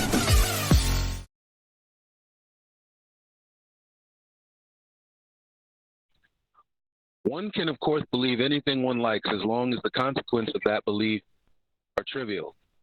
But when survival depends on belief, then it matters that belief corresponds to manifest reality. We therefore teach navigators that the stars are fixed to the celestial sphere, which is centered on a fixed earth and around which it rotates in accordance with laws clearly deducible from common sense observation. The sun and moon move across the inner surface of this sphere and hence perforce go around the earth. This means that students of navigation must unlearn a lot of the confused dogma they learned in school.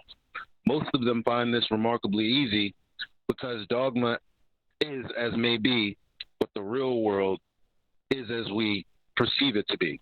If Andrew Hill will look into the Journal of Navigation, he will find that the Earth-centered universe is alive and well, whether his readings of the specter may suggest. Whatever his readings of the specter may suggest. Very nice. Who was that? Darcy Pettyhoff, Royal Air Force College. I'll share it in the chat. Cool, very cool. It's not explicitly stating that the world is flat, but by the same token, he is. Kind of, sort of, yeah. That's like when people say, "Oh, that's a geocentrist." Well, first of all, no one proved that it was a convex surface. So that whether you believe it's a ball or not, the point is, when you're looking up at the sky, that's what's moving. Well, you just noticed just in the last week or so, they don't want us to say 90, right? They don't want to hear 90 degrees. Oh, don't say 90 degrees. It has nothing to do with 90 degrees. And yet, zenith distance is 90 degrees. It's all based on 90 degrees. When you hold your sextant to a star above the horizon, what are you marking? And what is the basis for the markings that you're reading off to go to the book with? You're using the horizon as your baseline zero, and you're bringing the star down to the horizon with a double mirror to find the GP of the star. The zenith distance is the GP to you. That's the distance when we calculate. So when you go to the book and you say, where's the GP of the sun? And it says right here, and you draw a circle of equal altitude because you got, say, for example, 50 degrees to it, you're somewhere on that circle. The zenith distance is that radius line to you. That's why you go and do the azimuth for the bearing. So you point to the bearing, and that's where you draw your assumed line of position until you get your actual line of position. When you do a second circle of equal altitude and a third, then you're going to get a fix. And it all has to do with everything above you being your zenith, which is your 90. And they even have a little acronym, ZD, zenith distance. So these people who say has nothing to do with 90 are destroying the whole nautical almanac, because directly above the observer is a zenith, and the sun is directly above the earth, that's its zenith, and the angles are in between. I've never seen a sextant longitude latitude fall out of 0 to 90. I'd like to see one if 90 doesn't mean anything.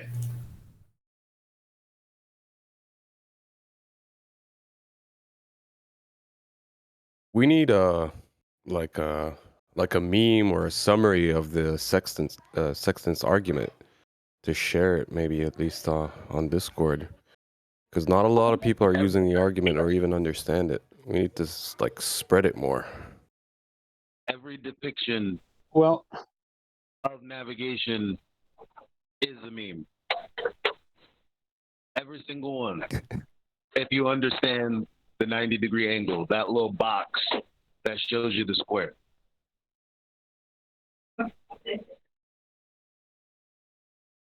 well, if you look at the ceiling, a ceiling of a room, a flat ceiling, and you pin different stars or pretending stars on the ceiling, and you drop a line, a plumb line from every single one of them down to the floor, now you can start doing your 90-degree angles, and you will notice that every single one of those zenith lines, they are parallel. They have to. That's how it works on the flat plane. Well said, but that's the only way it can work, period, because you're using a sextant and you need a baseline. That's your zero. They even say it.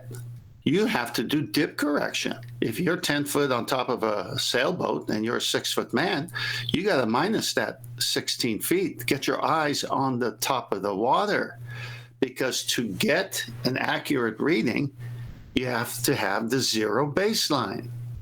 They're even telling you the Earth is flat there. But of course, the ballers have to beg the question here and say, well, we are using a zero baseline. We have a small tangent line where at one point it meets the surface of a sphere, and there's our little local horizon. Well, the problem you have with that is you have to correlate that to what you're actually doing on the sphere, begging the question that the reading is actually coming from the center of the sphere, a central angle where two lines can meet to form an angle, a vertex, a corner. But you can never do that on the surface. So we're back to, how does the sextant work? How is it being used? It's being used on the surface.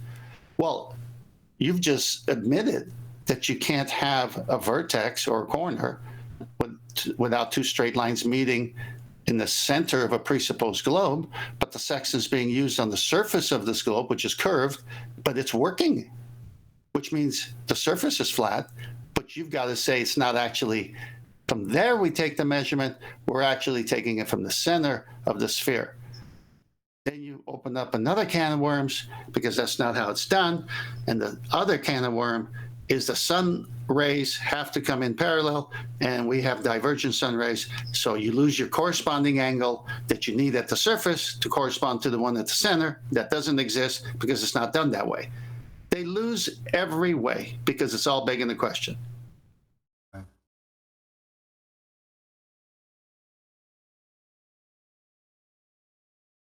What also would be great, I mean, this is wishful thinking.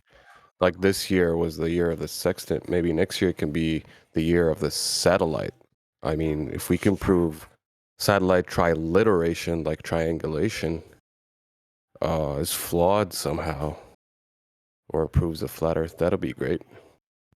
No, there's no practical use in that like there is with the sextant. But that's just my, sorry.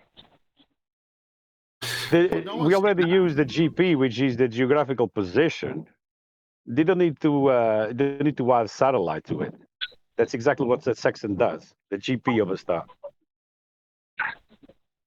My only question is, well, how come, what happens at, like, for instance, on the A line, going into Queens from Brooklyn, there's a point at which you go under the water and you no longer have reception. And it's the exact same point every day. Has been since I was a child going to school. Cutting school, taking that hour-long train ride there and back. Phone service always went dead. What's up with the satellites? Well, that's if you assume that we get all of this. That's assuming we're using satellites, but we're just using towers. Right. So, in my estimation, there's a tower somewhere. Maybe in Brooklyn or somewhere close by.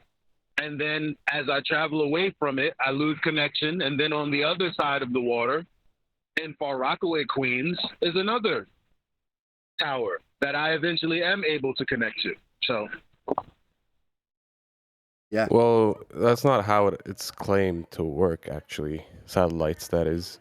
I mean, satellites send a timestamp, an identifier of which satellite, and sends an XYZ coordinate of that satellite. And they use the speed of light, basically, to calculate the position using trilateration distances rather than angles like the sextant. And where are these satellites supposedly sending this information from? Oh, in Narnia. Okay, yeah. Other, let 10th man have his blood. The guy's on our side. No, I'm just asking the question. Where are these satellites assumed to be sending this data from? Space, outer space, vacuum next to gas pressure that doesn't Sky exist. vacuum, yeah. Yeah, okay. So then there must be something else then. It must be within the air that we breathe. That's something, if from high up is used to give us data, it's still within the air, not some violation of space next to air pressure. So yeah, you can have floating devices that ping off of things and do things and give an exact position. Because those satellites for trilateration need a GP just as well as a star, do they not?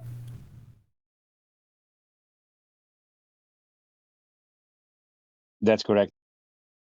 Yeah, all right. So fine, they got a GP. They're hanging somewhere in the air by some means, whether helium balloon or Google was working on one that could stay on solar panels on the wings of a little drone. Well, that's not so little, but for 5 years, it can just fly the friendly skies. Why do they need to go into an outer space violation to do it when Google already has the technology?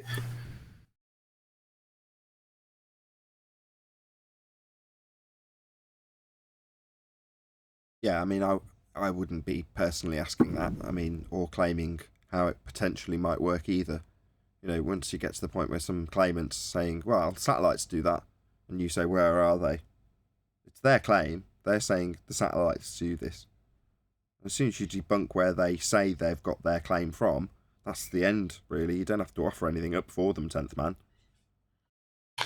No, I understand, but as you research technology that's being shown on the internet through different science YouTube channels, technology channels, it's easily done by this means, but they want you to think it's somewhere in the violation rather than this means. So yeah, I don't have to offer it. I mean, it's already dead. There's no outer space. So, well, how else are we getting it? Well, go do research. There's lots of means. Hey, Brian. Hey, whatever they're using satellites for, would you imagine that on any Earth, NASA would be able to use a stationary flat plane for their satellites? Don't understand the phrasing of your question. NASA using satellites, do you think there would ever be a reason for them to say, well, we can utilize this assuming a flat plane? Okay. NASA, being the heliocentric frontmen that they are, would have to be asserting that Earth's a sphere beneath your feet because that's the paradigm they're claimed to be working with. So no, they're never going to be declaring that you need to operate in any way on a flat plane because they're saying Earth's not a flat plane. Brilliant. Can you see what I just posted in there? Do you see what I just whatever? I don't even know what this means, to be honest. But I'm like a kid with the buzzsaw, as you put it, like when Chemo went running around with the black swan. So I'm just getting citations from everywhere. So this right here is from NASA, right? And it says a comparative study of spherical and flat Earth geopotential modeling at satellite elevations. So again, I don't know what this means, so whatever. But I do know that whatever it is, within their rhetoric, they say, flat Earth model is okay. So here goes. Flat Earth and spherical Earth geopotential modeling of crustal anomaly sources at satellite elevations are compared by computing gravity and scalar magnetic anomalies perpendicular to the strike of variably dimensioned rectangular prisms at altitudes of 150, 300, and 450 kilometers. Results indicate that the error caused by the flat Earth approximation is less than 10% in most geometric conditions. Generally, error increases with larger and wider anomaly sources at higher altitudes. For more crustal source modeling applications at conventional satellite altitudes, flat Earth modeling can be justified and is numerically efficient. NASA.gov. Sounds a lot like Andrew Thomas Young saying all his refraction calculations came from a plane, and then he had to take geometric considerations to make it work on the globe.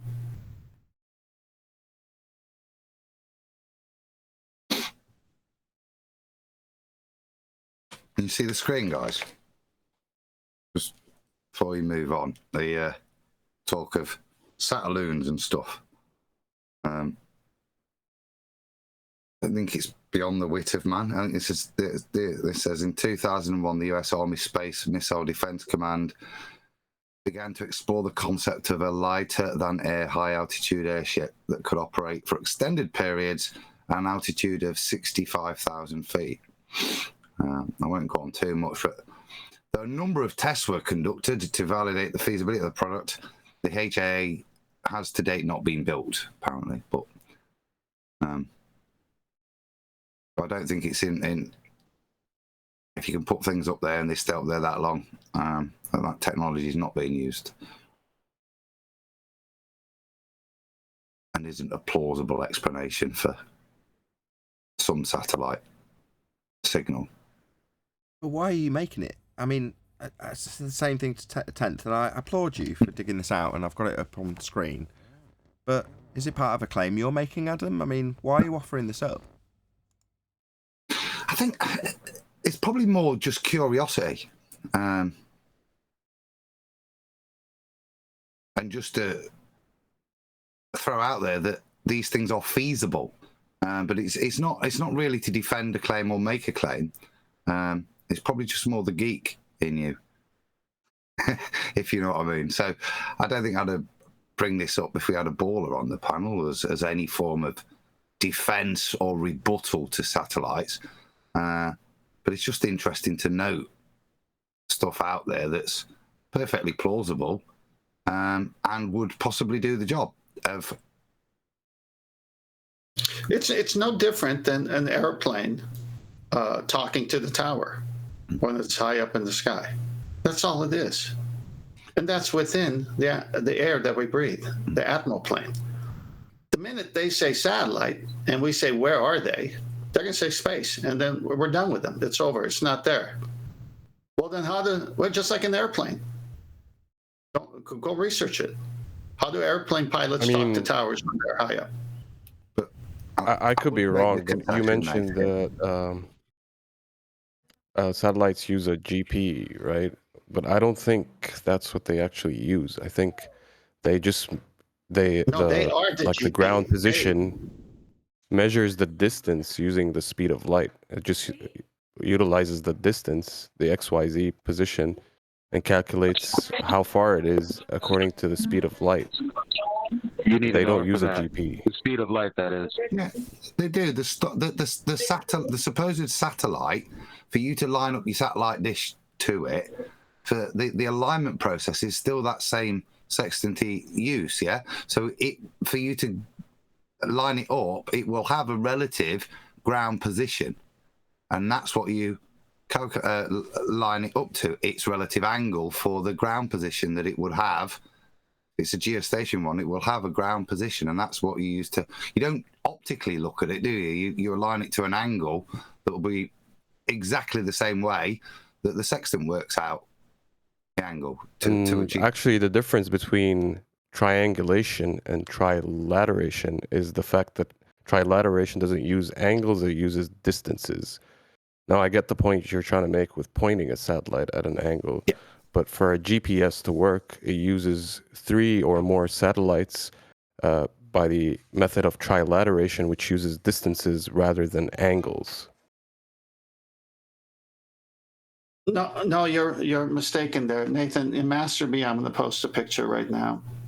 Please show it. This is exactly what Adam is saying. It should be coming. It should be there right now. You see it? I think we're conflating two different things, because that's correct as well. It's the Brian will know this best if he's about, but it's the ping, isn't it? With those, that's fine. That ping's each ping's drawing a similar circle to the way Tenth does with his sextant, isn't it? And that's why you get the precision. But Brian, are you there? you know. No, hang on. Go to the picture. Go to the picture. I need time to go first. Oh, it hasn't come through. Presenting. Let me shut this Oh, up. it has. It's just come through. Okay, it's up. Yeah. What do you see there? 3 circles of equal altitude. The satellites are the center GP, and there's your fix. It's the same thing.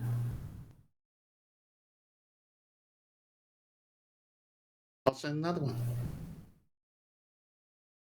Okie dokie. Problem is I'm in Discord, so I can't see what you guys are posting. I'll grab them for you. Give me a second. Yeah, GPS just uses microwave signals. And there is a timing using what they call the two-way speed of light, but there is no two-way speed of light. There's no one-way speed measurement, so it would be an impossibility to have a two-way speed of measurement. But they do use a particular agreed-upon convention. But that convention could change. It wouldn't have to be 671 million miles per hour. There wouldn't like that's you can't measure that kind of a distance, that kind of a speed. So you could change that. It's just a convention that's agreed upon. But trilateration is just 4, normally 4, and can be more microwave signals. And often you won't get GPS. Even the survivor man, Les Stroud, is it? He was showing, he was in this, I think it was in somewhere in Macedonia. No, it was somewhere very remote anyway, but he was in somewhere very remote.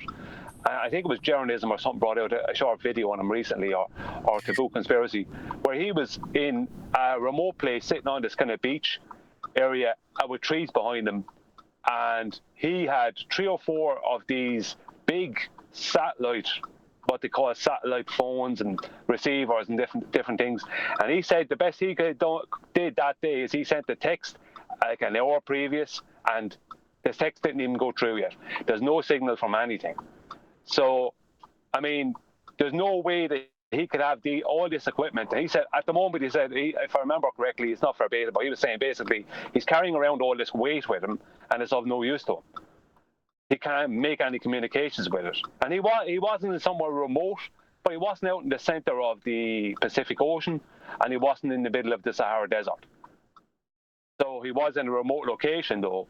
But the thing about it is that, like, if we had a situation where we have things in the sky that are always there, there's no way he who should be in that position. He should always have signal. You should never not be able to have GPS signal, but you will always have GPS signal.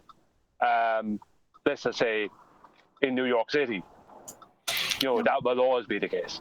Right. To a satellite in their paradigm, then the middle of the Gobi Desert isn't remote. It's a place of easy access with no big buildings blocking signal. It's somewhere you've got clear line of sight. It's not remote like we're experiencing it. As far as the satellite signal, there should be no issue if it's set up the way they claim. Well, yeah, there shouldn't be any issue. And the thing about it is that we've all heard it from our opposition, is that you can get satellite signal anywhere. But that's just a claim that they've never actually looked into. It's not true. You can't get it anywhere. You won't get it off out in the middle of the Pacific Ocean. You don't get it, out in those positions. You can get signal, but you have to have a big enough ship with a big enough radar or whatever, or big enough antennas and stuff like that. It is maybe possible to get it, but the average GPS phone is not going to get it. I could give you a backstory for your claim, because it's true. When I follow the yachting channels that I do, the bigger ships, the yachts, the $150 million, $200 million, even more expensive yachts, the owners, filthy rich, obviously, but the crew takes YouTube videos and posts it. And they say, all right, here's a chance for us to use the internet somewhere in the ocean, far away from land. $30,000 to $50,000 is the fee just to use it. Now, satellite phone in the hands of an average seaman, is that going to happen? No. No, I mean, the thing about it is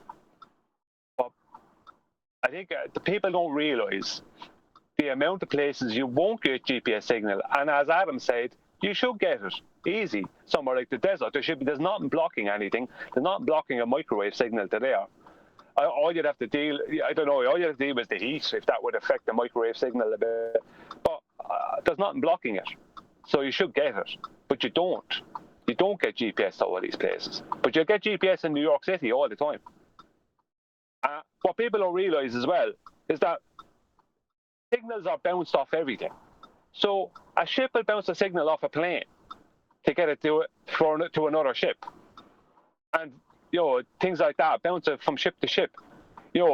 Signal will bounce in any direction that you need it. And there's I looked at a program where there's a military program, US military program, where they're coming up at, they're claiming they're coming up at it now, but I'm saying they've just been using it for years, where they're just using every signal and any signal to bounce off of anything.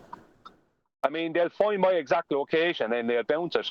I'm in a car at the moment. They'll bounce it off of other cars going past me and their phones and their radios and everything. It's just a signal.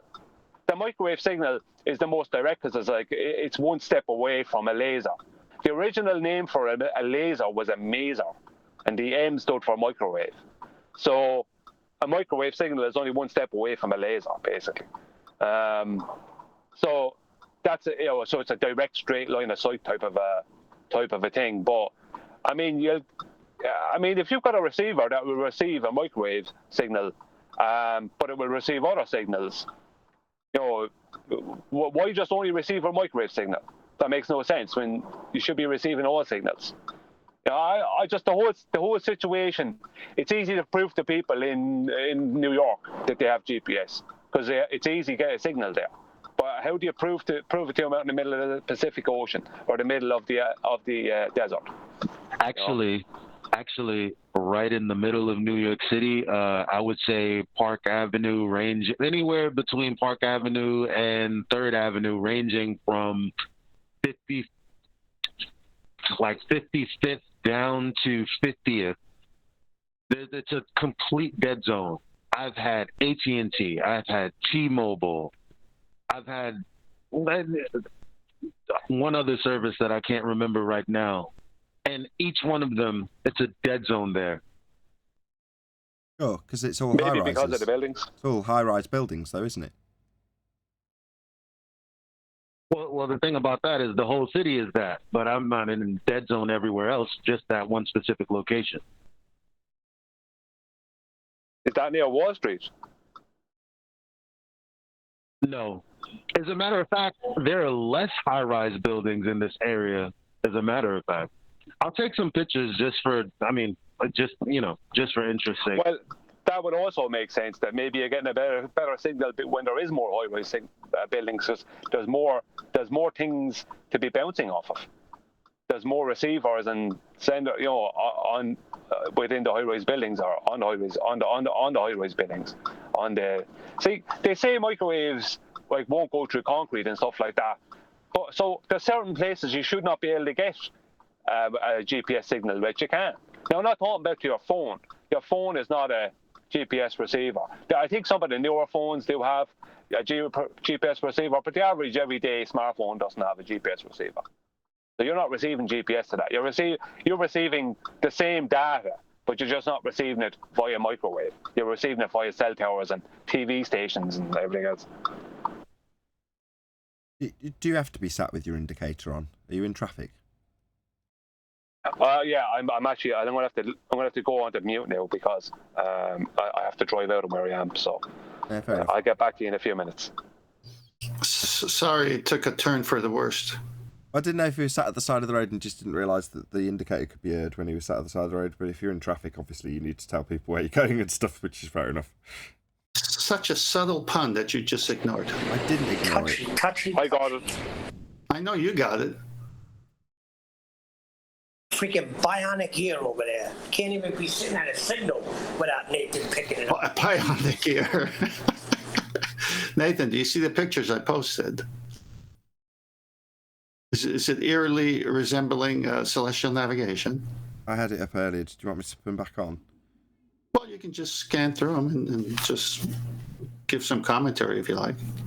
Yeah, I mean, it's achieving the exact same thing. So it's saying your position above satellite 2, satellite 1, and satellite 3 in this image is going to give you a radius from the center out to your position. And then with 3 of them, you can get a fix, which is where you are in relation to where the 3 circles cross. And that's where your position is going to be given to you according to this from the satellites. Well, how is that any different to having a known position that's a star rather than a known position that's a satellite? Well, the answer is it isn't. It's exactly the same. Yeah, so here we go. The ballers say, oh, the circle equal altitude. We never use that. Really? Then you get to this one with it on a globe, and it doesn't make any sense because you can't draw out the circles around actual land. You know, when they drop them on in 3D models, right, at least it's sort of skirting around a curved surface, whereas in this one, when you just literally plonk it on with the circles moving out beyond the edge of the sphere, you're like, well, this is beyond absurd now. Next one. You asked for my comments, I'm just giving them as I'm seeing them. Yeah, go on, it's good. Showing triangulation with satellites again, it's the same principle, isn't it? It's the same exact method as you do with the stars if you knew their locations at a given time. The trilateration, which is what this the guy was saying, almost exactly. From what I can see on screen in front of me now, I know you maybe can or can't. I hope somebody sent these along to you. It's just the same thing, right? It's just instead of having a star that you know where it's going to be at a given time because of the patterns that the stars go through by using an almanac, you're saying, well, we know exactly where this satellite is in 3-dimensional space at this particular moment in time. Yeah, so it seems like they copied exactly that same method, how we navigate with the stars. And if they are bouncing off things in the air or have in the air floatable satellites, whatever means, as we've seen in the pictures, the same can be done. But to say that they're in space that's where they die immediately. I mean, I could be wrong. I'm still looking into it, but like my initial understanding was that rather than these circles being actual circles on the ground, they're more like the sphere around the satellite and where they intersect these spheres. Be careful of the imagery. Be careful of the imagery because that's the trick. I mean, is a radius line curved? Just answer that. No. Is a circle a sphere? No. What they're putting on the ground is 3 circles, and you're going to be taking a radius from the point on the ground beneath the satellite in this example to the outside edge of a circle. That's a 2-dimensional circle. And the question that almost exactly is being asked by 10th Man is a radius, that would be a line from the center position of the GP of the satellite to the outside edge of the circle that's being drawn, is that curved, or can it be curved?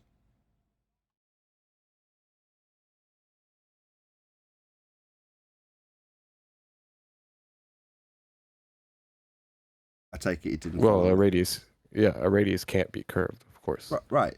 So as soon as you plop that onto the top of a sphere, suddenly, to give you an area on the ground itself, the center point of the circle would have a curved radius in relation to the ground that it's moving over the top of.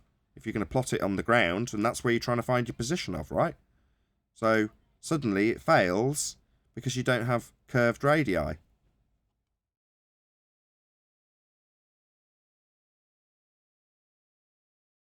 I'm just saying, like, my understanding was that the ping gives like the distance from the ground position to the satellite, like a straight line from the person on the ground to the satellite in the sky. Yeah.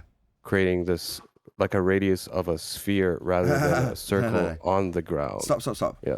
Stop. So a straight line from you on the ground to the satellite, right? Yep. Now you're saying, in terms of the way it's described, they describe a sphere emanating out from the satellite and a straight line that's going through the sphere, but you could just ignore the sphere bit and just say a straight line from you to the satellite, right? Yep. There's your hypotenuse.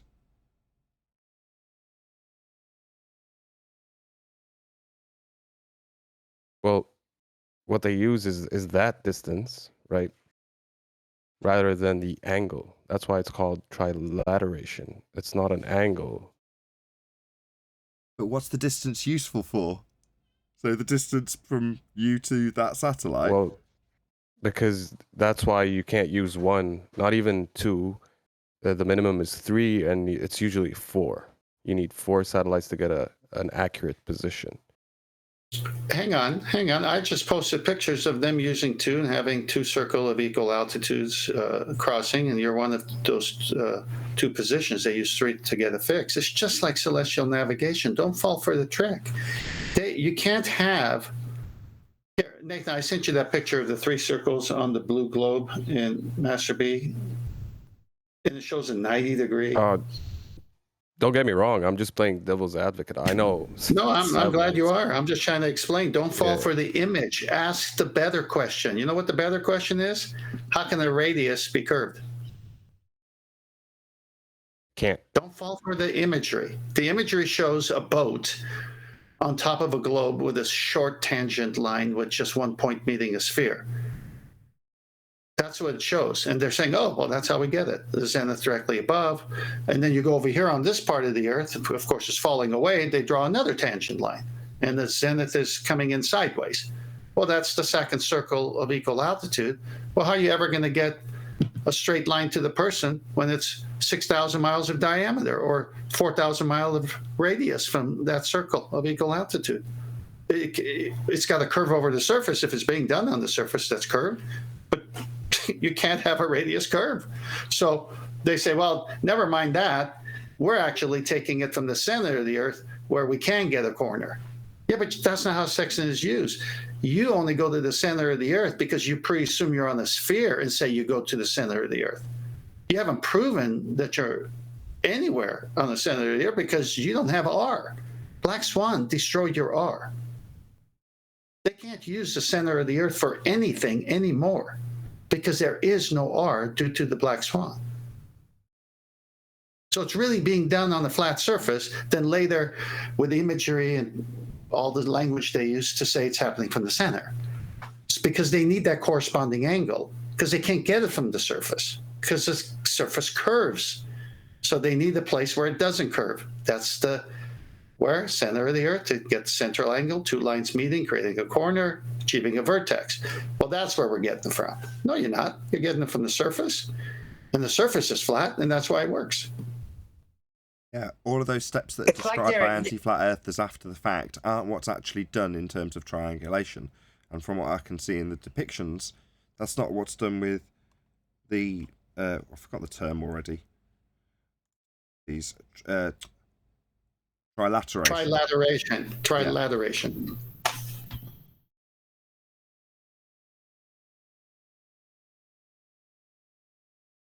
Yeah, I see how it's being described by depiction with the almost exactly spheres around the satellites in this particular depiction. But what you're actually they're not my spheres. Say again? I know they're not. I know. I'm saying they're not. What you described, I didn't think I had to be careful with my words. Fair enough. But yeah, the circle that's actually intersecting these 2 spheres in the 2 satellite depiction. Can you guys in G+ see that? We're in 3D trilateration, and then the depiction that says 2 satellites has got, of course, because this is a tricky dicky depiction, but you've got a circle, I think it's red, in between the 2 spheres. Well, that's going to be where you get your radius of it, even though it's stuck in on its side. It's like, no, that's your area of equal elevation. Nathan, I just sent a picture. I think it's one of my. It's an older picture from an older video. Celestial horizon. It shows an airplane And tell me when you get there. I think I'm there. Top. Yeah, so go on. See, let's not forget what this, because this gentleman who just brought this up, I'm glad he did, because when people see this image and when the show is replayed, or if they can see it now, the 3 angled lines coming in that are yellow, that's supposed to be parallel sun rays. Oh, the sorry. Celestial. Are you there? I might have been on the wrong image. Do you want the blue circle with the 3 stars? No. That was before. Go to the very last image I just sent. It'll be the last one. It hasn't come through. Okay. All right. Well, when it does, we'll go over it. Okay. We're good to go? No, it's not come through. I'll tell you when it does. It's just taking its sweet time. All right. Gotcha. All right. Well, we'll talk about the blue one. So there you go. You got 3 circle of equal altitudes. On the blue one, I see Adam's putting up the one I'm talking about now. I've got it. Okay, so you've got the celestial horizon, the plane, and the 3 lines going down. Got it. All right. Let me just walk everyone through this to the best of my knowledge. The 3 yellow lines coming in at an angle is the sun at its zenith with parallel rays, which of course we don't have because the sun's rays are divergent. So that's the first lie, spotted right away. The second one, look at the shadow that the ball Earth casts. It's perfectly aligned with the parallel rays. Third, celestial horizon, really the equator line. That's 0 for you ballers. 0. And then if you go north, you go to the North Pole, that's 90 degrees. If you go south, you go to the South Pole on your ball, that's 90 degrees. So the equator line is your baseline, 0. Now, you see that angle with that longest sun ray meeting the center of this presupposed sphere. You have 2 straight lines. The sun ray is a straight line, and the equator line is a straight line. There you can form an angle. If that sun ray was coming in, use your imagination, straight from the top, it would create a 90. But that's assumed already, because this angle is part of the co-altitude. So if this angle is 45, guess what they're not showing, the one coming from 90 would be? 45. You see, you can't get rid of 90. You need it. So quit trying to get rid of it. But now let's take apart your fake picture here. So they need angles because a sextant is an angle measuring device. Now let's go to the person on top of the sphere with the straight line, tangent line. And that angle matches the one at the center. How so? How come? Well, because they pre-assume the sun ray comes in parallel and it can be corresponding angles. Problem with this is the arc that Brian talks about in the chord. You flatten that arc, you're going to have a problem because of the 3 circle of equal altitudes being such vast distances. But I digress. Let's just stick with this picture because they don't want to talk about the chord and the arc and all that stuff. So on the top of this ball, you have a sailboat. But it's got the same angle as if you were at the center of the Earth. Well, how is that possible? Hold on. Which image am I supposed to be on? Same one. I'm just saying that second line up is where the boat would be. Okay. On top of the surface of the Earth. See, all those angles, whether you're in a plane, which is the third straight line, on top of the ball where a sailboat would be, or you with a sextant, the second one, they all have to line up with the center of the Earth because that's the only place you can get an angle on a circle or a sphere. But that radius line has to be straight. So when they use circle of equal altitude for navigation, as we saw also for the satellite imagery, so-called, they need 90 degrees. And since you're taking the observation from the surface of the Earth, you can't get a corresponding angle unless you fall for the trick that sunlight comes in parallel and that's actually being taken from the center. Well, let's just excuse both those. Sunlight comes in divergent, crepuscular rays, plenty of imagery. Reality shows us that. And no one's taking anything from the center of the Earth. We're taking it from the surface of the Earth. So that leaves you with a choice. Is the surface curved or is the surface level? Well, since you need a baseline of 0, just like you do here in the presupposition celestial horizon, you need that baseline on the surface for the sextant to work. So the sextant proves a flat Earth. All they've done is they've taken how a sextant works on the flat plane and moved it to the center of a ball to say we live on a ball. The airplane. Sorry, I thought you were finished. No, it's okay. I was going to say the same applies for the airplane with their bubble sextants. Go on. I was going to say it still doesn't seem to match up exactly with the depiction that you've got of the trilateration, because I was trying to say this earlier. The guy's got a circle that's meeting the ground, but it's not on the ground in terms of how they're positioning these 3 satellites, or 4 satellites in the one example. So I don't think I'm fully understanding it, other than I'm not tying this to trilateration. I'm tying it to how they, on one hand, say you need 3 circles of equal altitude with a straight radius that can cover 10, 15,000 miles of the Earth's surface, which obviously destroys that whole thing because radius lines don't curve, and celestial navigation. And so when people want to say the sextant works on the globe, they always have to go to this central angle that is coming from the middle of the Earth, where the radius starts. So, but that's not how it's being done, because you're on the surface of the Earth using the sextant. And you need that baseline that they can create in this imaginary sphere. But they can't create that baseline on the surface that's curving. I would just like to say that the whole thing of bringing the angle, let's say you have a 60-degree angle or something, you take off the surface, and if you pre-assume then that that's going to be going from the center of a globe, let's say with a radius of 3959, that angle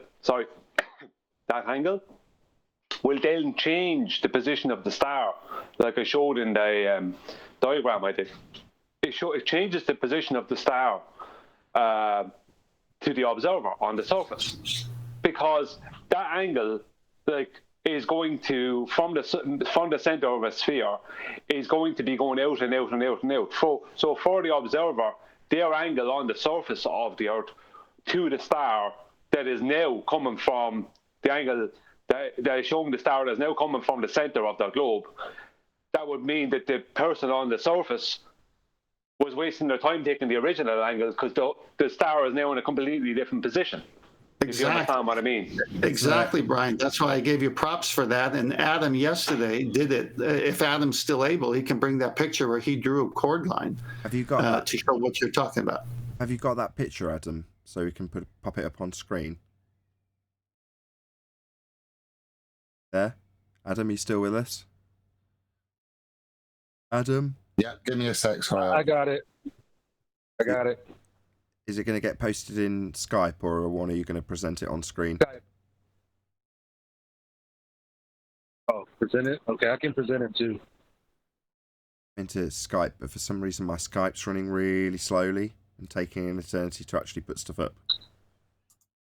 Okay, someone's presenting it in G+ Podlux. Great. Eli? Okay. That's tiny, teeny, tiny. Ah, that's no good, Eli. The picture's not uploading properly. Yeah. One second. But don't worry, Adam's working on it. Eli's working on it. We're all working on it. It's coming. Okay. Shall I do some elevator music?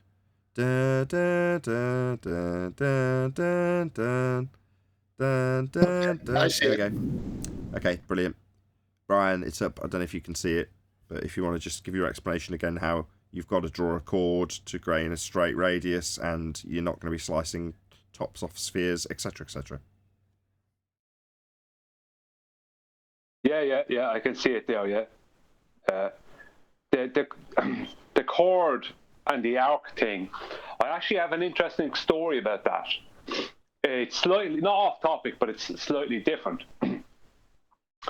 there's a surveyor called Larry Scott, and he gave Bev the example of how he measured the radius of the globe. And what he said he did is he took a straight line distance between three places. So you have one place at either end and another place in the center of it in America. And what he did is that he said that the one big distance was shorter than the two smaller distances. So the big distance from the first place through the second place and to the third place, he said, was shorter than the distance from the first place to the second place and then the second place to the third place, right? And I knew straight away what he was doing. And then he threw in the word chord. What he did is he brought a straight chord from through the three places, and he measured that length of that chord, and then he done another measurement from A to B and B to C over the arc, and it showed that it was longer, and that was his proof that the Earth was a globe. What? And that was how we formulated a Hold on, radius. Yeah. stop. What do you mean that was his proof that it's a sphere? I thought you were going to go on to say, and that's how he demonstrated that how wrong this was because the surface no longer matches up with the chord radius. But you're saying that's how he used it as a globe. That doesn't compute. Suddenly, my brain scrambled. Brian, explain. Yeah, that's what he did. He just, I knew what he was saying when he was saying it. I was like, is this fella really saying this? I was listening to it on Bev's Hangout from yesterday, I think it was. And he said he brought a straight line through three places.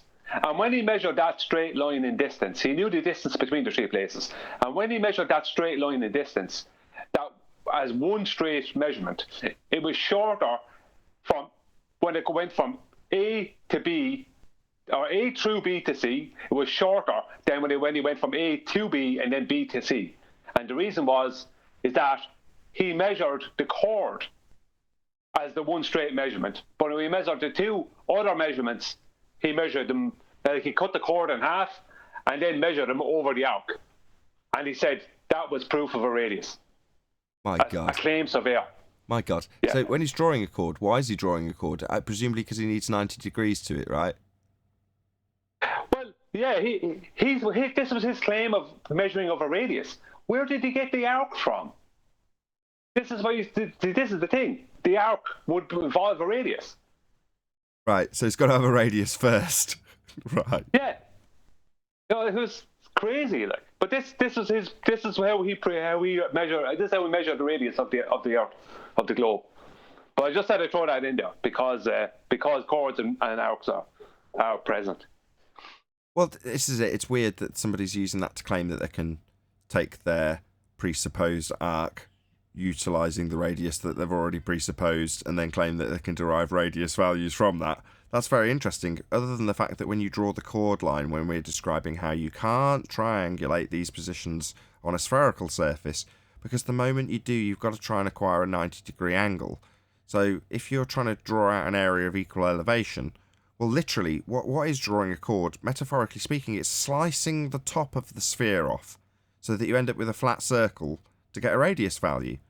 Well, who's doing this? Is this something that they have to trouble themselves with when they're out at sea?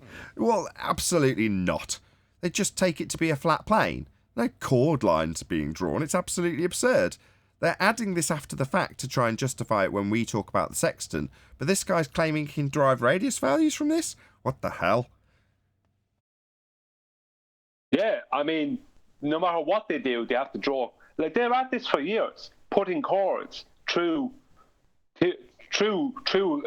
imaginary spheres, and then claiming like that's how they do something, because they have to do stuff like that.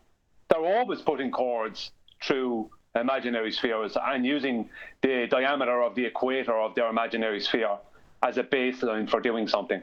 This is a constant for years, isn't it? It's going to have needed R, Brian, to draw the sphere first, to put the chord through, to then derive R back again from it. That's nonsense. Perfect, succinct summary of precisely what they're doing. Oh, well, I'm going to be drawing a chord. Well, we're one step ahead of where Adam succinctly started, with them drawing out a sphere with the R value to then draw a chord through it. It's like so far down the begging the question. It's a begging the question fallacy on steroids. Yeah, as I said, where did he get the art from? No, that would have required all. Notice we never, ever, ever get a fundy piping up about where they get their R from. We have these discussions almost daily about specifically the R value that's going to be assumed at some point during a globe proof. But when are we ever having anybody come and challenge us and say, no, you are ignorant, flat earther, this is how we get R. And it's perfectly acceptable to then presuppose that R value as the spherical surface I'm going to be measuring when I do anything ever, and back engineer any problems out at the afterwards state when you point out that it doesn't work like that. I'm still going to assume it, and here's how I get it. But nobody's doing that. You just ignore the black swan, Nathan, I'm telling you. They just close their eyes and make believe it don't exist.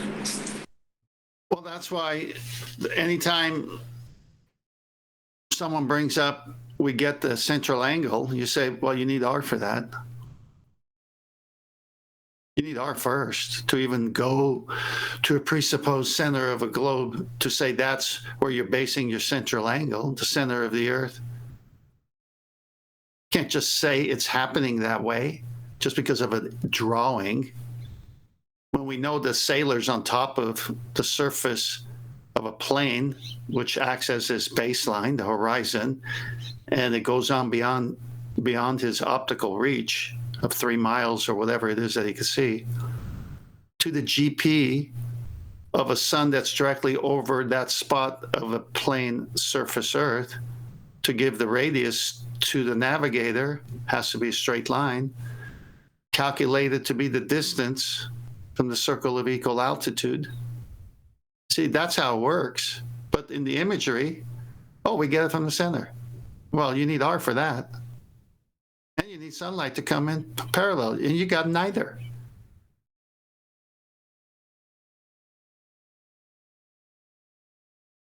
Nathan, I got a picture, the last one. It's a green background, and it shows the relationship between the center and the chord, many chords. And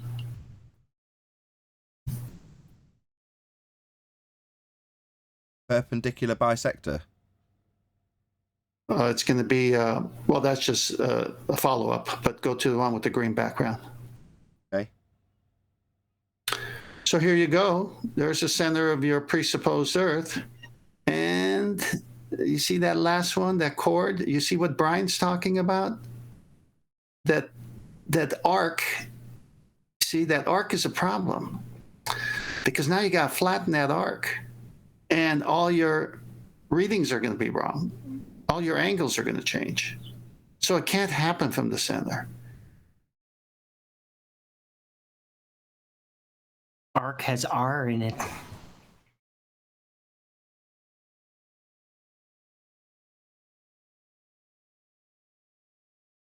So does our bark. Yeah, let's not do so over many our words. things No, have let's R. not. So the point is, all we've been doing for the last couple of years is saying, where's R? That's it. Now, on the basis that we've been asking for an R value measurement, we literally have no opposition. That's what it boils down to. The ball has lost. Because if they hadn't, they'd be here in droves telling us how stupid we were. Like they were back in the day.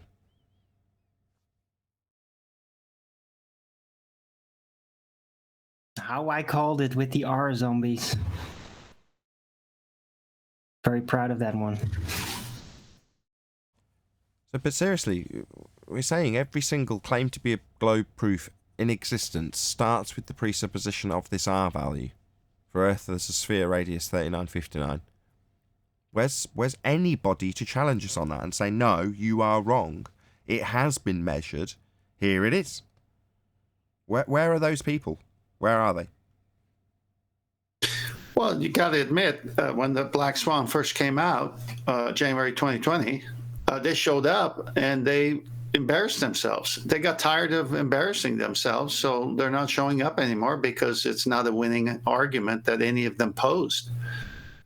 You presuppose everything. And if you do the Black Swan, the modus tollens, you're basically giving them a proper way to prove they're begging the question. if the Earth is a sphere with a radius of 3959. We're handing it to them in the platter, and they still can't answer it.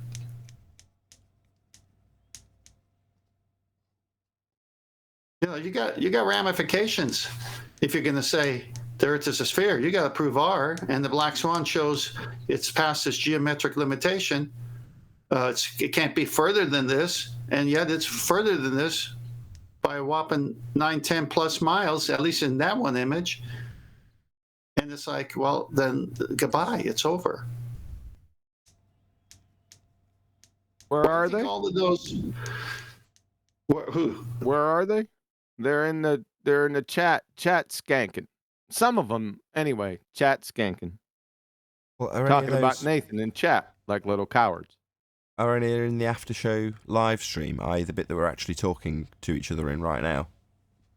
Yeah. Who's in there? You got I bet Tim is in there, right? and Puppy Lover, you know, the usual skank and file retards that wouldn't know their ass from a friggin' 30-pound torque wrench. All right. You know, same old thing. They're not in there offering useful, debatable points that we could sink our teeth into.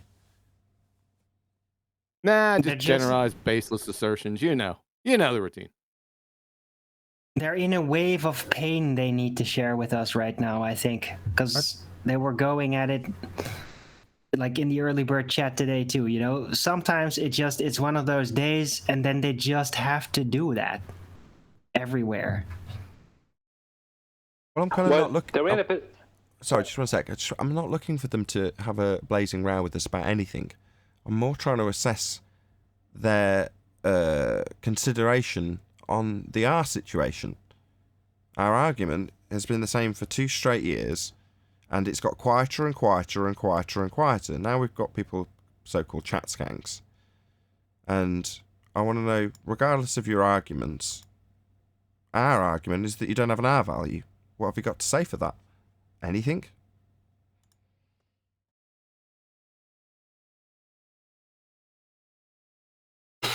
All I hear is silence. Well, they're in a position, let's just take the Sextant at the moment, where all they can do is reaffirm what they've already claimed concerning the Sextant, which is what Bob the Science Guy's latest video did. He has 1 of 3 videos coming out. The first one came out. It's just a reaffirmation of what the claim is to do with the Sextant.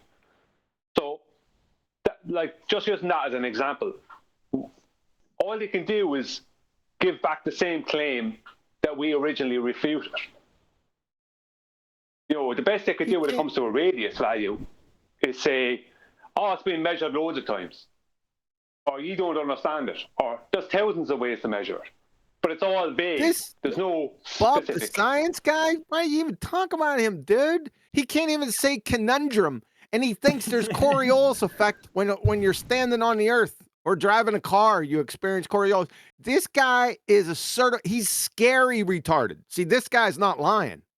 Look into his eyes. That guy is a scary retard fur, man. I'll tell you, he scares me. So why are you even talking about it in his stupid video? Well, I'm just bringing it up because that's the rebuttal. That's the first rebuttal to the Sextant we've got. A rebuttal from a guy that can't say conundrum? Well, that's not my fault. I mean, I'm just giving you the rebuttal that was given from their side. I watched that video, Brian, after you sent me the link, and it's so basic, and it's just a rehashing of everything I've seen before. And he did not address the GP, the circle of equal altitude, the straight radius line covering thousands of miles of the surface of the Earth. He did not address any of those things. It was such a basic thing that you can just go anywhere on the internet and get. It's just their claims again of R. Or just what did they get? What did he claim? Well, go on, Brian. It's only the first of 3 videos, so he might be addressing the line of position in the next 2. I don't know, but I leave Tent to tell you. Tent, you go ahead. Yeah, I mean, what I got from it was boring, and what QE said about his eyes. I just studied body. You know, I'm a salesman. Stop. So I study body language.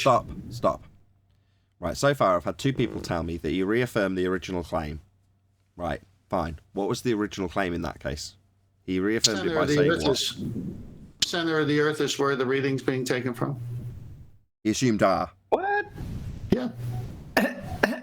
Central angle. That's why I put up that slide, because that's the only way you can get a 90 to work.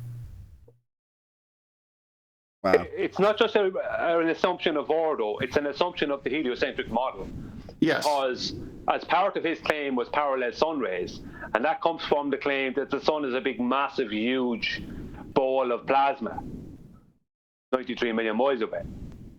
So that also, let's say, cognitively makes it okay for them to put the angle in the center of a globe. Now, logically and realistically, it doesn't work, but cognitively, it allows them to do that. Yeah, Brian, You mean that time he's trying to demonstrate it's parallel with all the mirrors? Right? Brian's onto something here, which is good. Since the sun rays come in parallel, and since we can achieve the angle that we want from the center of the Earth, the globe, all these two presuppositions is the whole talk he had, basically. So in other words, it was a video about how he's going to beg the question. Yeah, the whole video was begging the question. It was boring and laughable.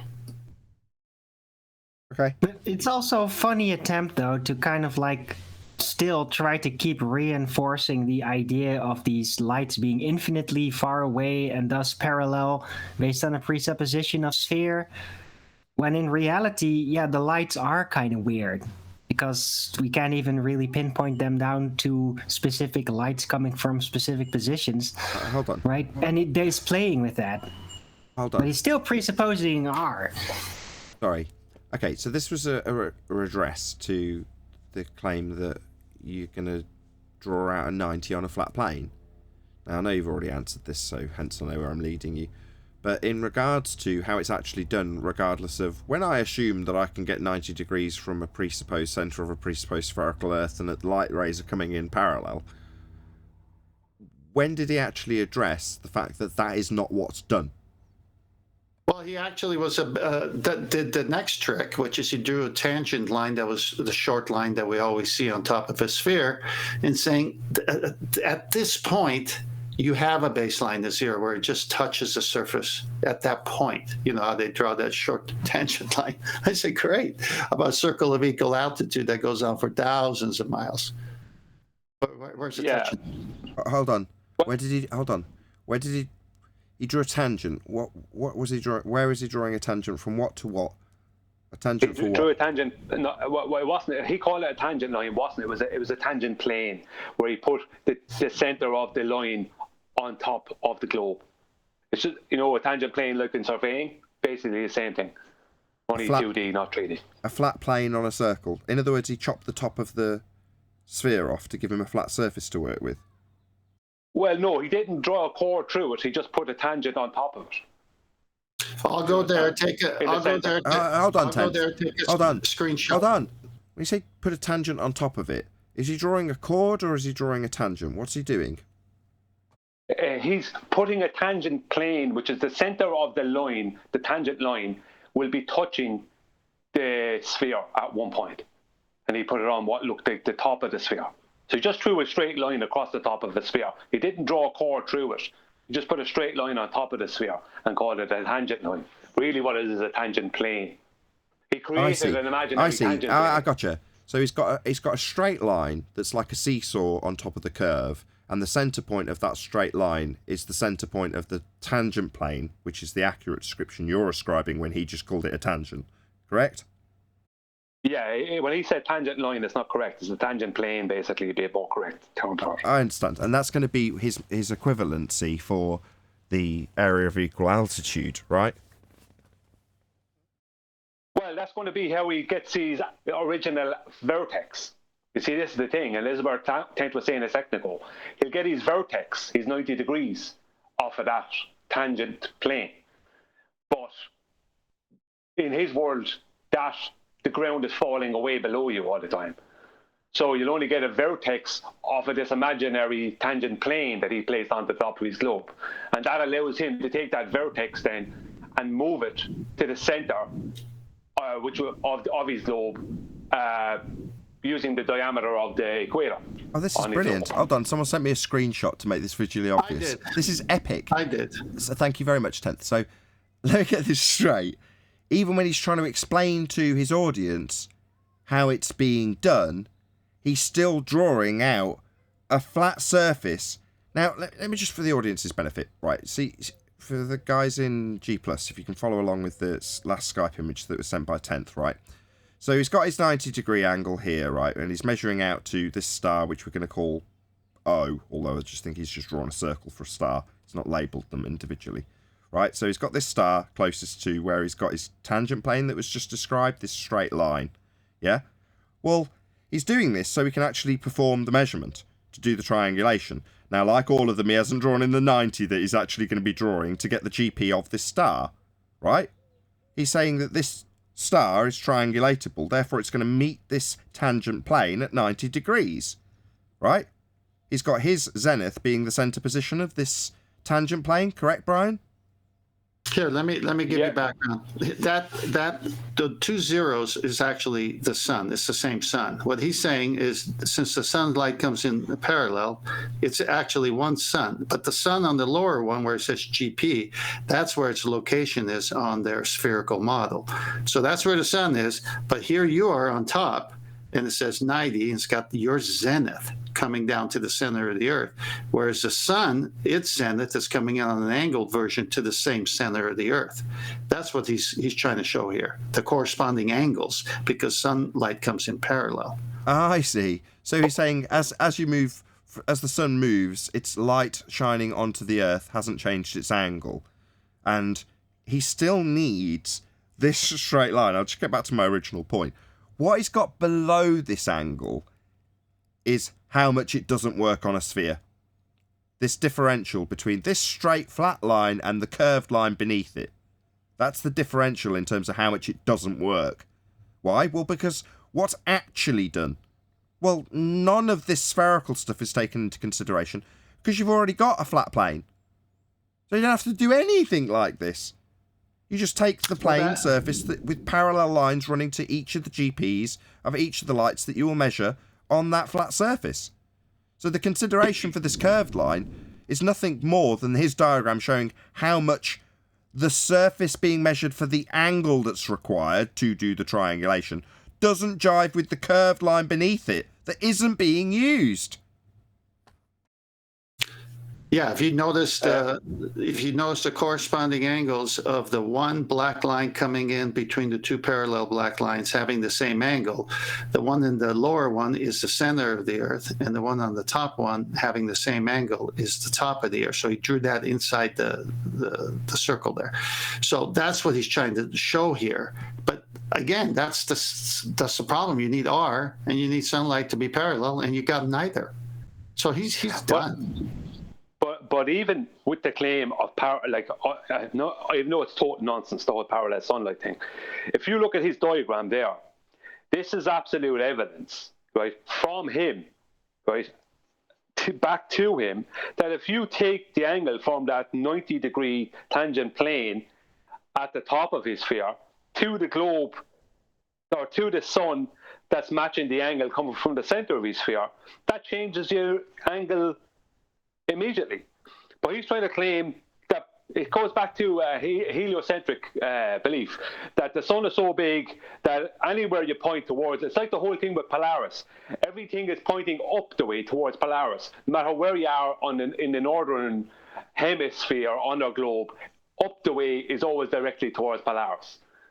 So technically there's no angle to Polaris because everything is a straight line up to Polaris, because they think Polaris is this monstrous star that's so huge that everything goes up the way you can't miss it, kind of thing, which if you point straight up in the air. That's their claim. The same thing is happening here with the sun. But I said to him, I corrected him on the whole angle thing. I said that changes the initial original angle. It makes it completely pointless. Why would you take this initial original angle, move it to the center of your sphere, and then have to throw it out again because you have this new angle? Correct. And his claim in the video was that basically the claim, without making the claim, he insinuated it, that parallel sun rays that don't happen, these parallel rays, are only because they believe they have this huge sun and it's so big, right, that even though it's 93 million miles away, by the time the rays of that sun has hit the globe Earth, it hasn't even hardly started, the inverse square law of light hasn't even hardly started yet. This is what they want you to believe. So any direction in the same angle from any position there that he sends a line out is hitting the same thing.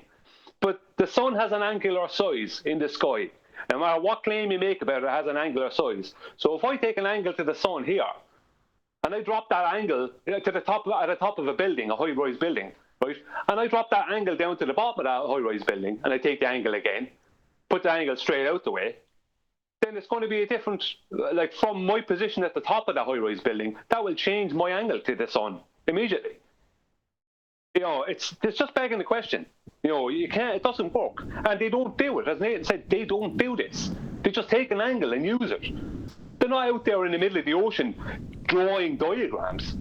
They're not doing any of that. But that was my last question. So at what part of the video does he explain where this is actually applied in physical reality? Regardless of his explanation for how he's saying parallel light comes in reality, what I see depicted is triangulation with the sun if you wait a little while for the sun to move. However, on his diagram with the curved surface, it no longer jives, as Brian's just explained, with the original angle that you take. So this depiction could actually have triangulation done with the sun. You just wait for it to move its position. So you can then draw another circle below its GP. But in relation to the original 90-degree line that you've got, not this new angle that's pointing towards the centre of a presupposed spherical Earth. But my point, I'll say it one more time, where's this actually done, ever? It's not. It's not. That's why the Sextant kills it. And the Black Swan says, you ain't got R. What he actually did in the video is a little bit later on, he went through how you find your latitude using the sun. And what he actually laid out was pretty okay, pretty good. No one could really fault it. That is how you do it. He showed how it's done and how you use the almanac to do it. And he gave a simple analogy, or he used the equinox, or he used the sorry, I can't remember exactly. He used the June to July and where the sun is in the sky, and he went through how he did it when he was in Florida or something. The declination. Yeah, declination. Yeah, sorry. Yeah, but it wasn't declination. That wasn't the word I was looking for. Not declination wasn't the word I was looking for. It was a different word. Solstice or the equinox? No. It doesn't matter. It doesn't matter. The point is that what he did was okay, right? But that doesn't mean the stuff he did before that was okay. And as well as that, I sent him a video within my comment from a guy, right? Because I saw Bob do something, giving an explanation of using the sextant, of how you sight the horizon and a star. And the way Bob did it was not the way this other experienced mariner did it. And he said the other way was, the way Bob did it was not the way to do it. The mariner that you sent the video is from the Maryland School of, I can't remember the last part, but this gentleman has navigation. Navigation. This gentleman has logged 60,000 miles at sea with the sextant. So I think he explains it, quite well. He's still the glober, but he explains it quite well. Yeah, well, what this man did originally, right? Now, don't hold this. I'm not going to lay this on Bob's doorstep because he doesn't have that experience. But you can't be. What Bob did with his sextant was he looked at the horizon, if I remember correctly, and then he moved the index arm to look at a star. But that's not what you do. And this man showed it. You literally tilt your head, right? Look at the star, right? You unlock the index arm, right? And you actually bring your head down and you don't move the index arm yourself, the sextant moves through where the index arm is to get to the horizon, and that's how you properly do it. Now, I don't mind if Bob did it a little bit wrong, because anyone who doesn't use a sextant and doesn't go out on the high seas, they could get that part wrong, right, while they're giving a brief description. I don't mind that. But when I sent him the video about it, he tried to claim that it was the same thing as he was doing. So he showed no humility. Well, Brian, you're wrong. Let's not skip the bigger point of that. The purpose of bringing the sun down to the horizon and doing the rocking motion to where it's barely touching the surface of the horizon. Why is that even being done? Get an angle to measure the angle. Right. To what? The GP of the sun over the earth at that precise moment of time. That's why you have to go to right away and say, what time is it? You start with the seconds first, then the minutes. You don't look at the minute, you look at the second at the chronometer, then the minute, and then you look at your degree mark on the sextant. So the whole purpose, let's just stay here for 20 seconds. Why do you do that? So that you can bring the sun's actual position over the earth to get its GP, so you can draw your circle of equal altitude, which gives you a straight radius line to you once you figure out the azimuth and the bearing and go through the steps of the line of position. That's thousands of miles. Exactly. This is always going to boil down to the exact same thing. You have a straight line between you and the GP of any star that you triangulate with. Now, what is the GP? Well, it's where it meets that straight line at 90 degrees. In other words, the point directly below that star. Well, every single star in every single example, measured or otherwise, has a presumed 90-degree angle between you and it at the bottom of it. That's called its GP. So you've got a flat plane around you in all directions for this to work. Now there's no, well, if we consider that the horizon's a 90-degree line that gives us a flat plane, and we transpose that flat plane up to the top of a sphere, then we can consider that light coming in parallel. It's like, none of this is done. Just a flat plane and an angle measurement to a star. That's all that's being done. So all this nonsense about how it could be done on a sphere, yeah, it might be. But it isn't. Right. I mean, yeah, how do you do that go ahead, when the stars are moving?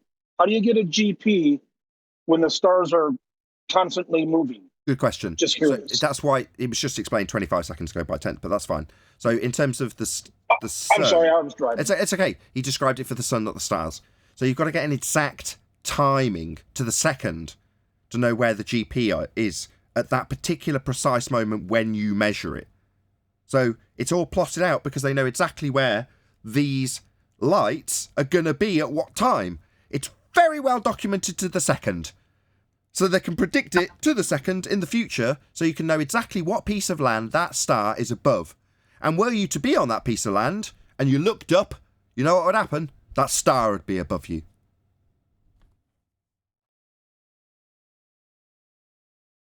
Yeah. All right. All right. So basically, the nautical almanac is so precise. In fact, for anyone to use the sun to get the latitude, obviously it's going to involve time from Greenwich to where the sailor is. So you got to, that's the longitudinal line, and then the latitude as well. So the whole point is you need to know where that star is, sun in this case, or any star. Okay, so this works with them all. And that's the whole reason you have the nautical almanac. So what is the nautical almanac? It's the position of zenith. Can I say it again? Zenith, 90. Zenith is synonymous with 90. We can't get rid of 90 ballers. You need it. We need it. So when the sun is directly overhead, that's zenith. That's 90. When it touches the surface of the earth, which is flat, that's perpendicular. It creates a 90-degree box that your navigational books put there. The circle of equal altitude was not designed by 10th man or any flat earther. That's Marquis Saint-Hilaire. It's his method. It's hundreds of years old. And further to that, even when the apologists try and work around their assumption that they insert after the fact, they still need 90. Here's Bob with his 90, drawn out as a line that doesn't match with his sphere. So he still needs it, because that's how it's done. Yep, they need that tangent plane. Well, I'd just like to state... Well, let me finish. So the Nautical Almanac gives the address. It's like an address book of the zenith position of the 64 navigational stars any moment, every hour of any day. And I've got one that goes from 2000 to 2050. Or you can buy one that you can change each year. It's up to you.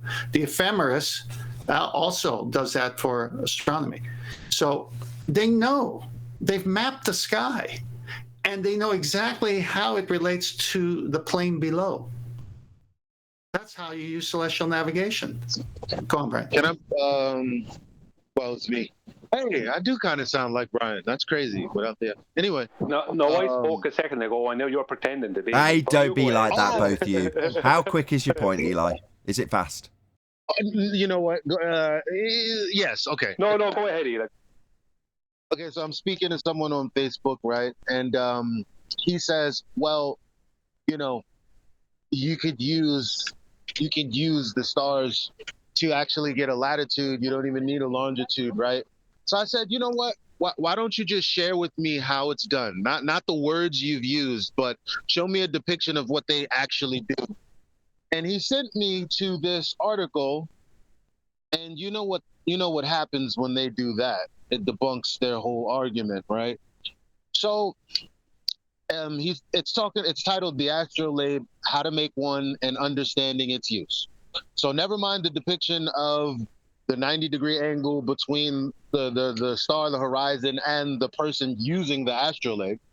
I went all the way down to number 4, where they said the following formula was then used: latitude, which is the thing that he said they could get on a curved surface, latitude equals 90 degrees minus measured altitude plus declination. So there you go. So, in other words, it's the dip angle to get you onto the 90-degree surface that they're saying you must have. And that's it. Exactly as 10th Man's described dozens of times. Okay, so Brian, go Brian. I want to hold on, everyone be quiet, because I've summarised Eli's point. It was concise enough. Go ahead, Brian. Can't you go ahead for a minute? Go on. All right. Polaris, the stationary star, moves very little, so it's basically stationary. The equator line is 0 on the map. So once you use Polaris, whatever it is, whatever your reading is, that is your latitude, because Polaris is at 90. And as you move away from it on a flat plane, your angles change. So let's say you're halfway away from it to the 0 line of the equator for the mapping purposes, then you're at 45-degree latitude. Because you shoot it, it says 45 to Polaris, so you're at 45-degree latitude because that star doesn't move. So you can do it that way, but that's just that star. For the sun, that does move. You need the Greenwich mean time for the longitude, and then you work out your latitude as well with the high noon, okay? Or wherever the GP of the sun is at the time you do it, you have to go to the almanac and find out where it's supposed to be at that time that you did the longitude. Oh, it's over here, latitude-wise.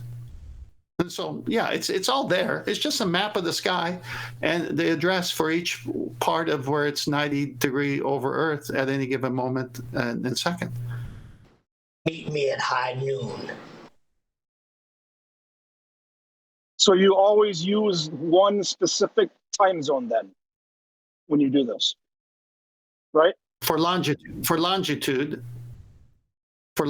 yes, because they had to have somewhere, and they chose Greenwich, and that's the meridian that it's on, and so that's the one you use going east and west, so that you know if you're ahead of Greenwich or behind Greenwich time.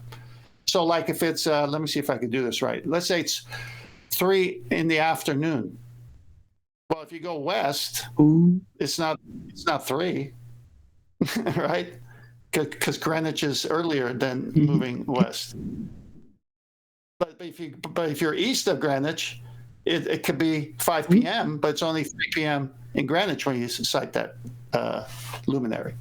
So yeah, for longitude, they have to use that to get it precise. I would just like to state that when they use GPS, right? Because I'm tying that into, because you were tying it in earlier today. I'm not moving away from the sextant, I'm just tying this in. When they're using GPS uses three-dimensional Cartesian coordinates, which is 2 horizontals and a vertical, right? It uses one system to the next. So they have one system on a tangent plane. And when you leave that tangent plane, you're going directly into another tangent plane. And when you leave that one in any direction, you're going into another tangent plane. So your coordinates, as far as GPS is concerned, is always across a three-dimensional flat plane, or like a flat, let's say, a 0 degrees horizontal plane with elevations, right, above and below sea level, right? So that's how GPS, right, that's how it's worked.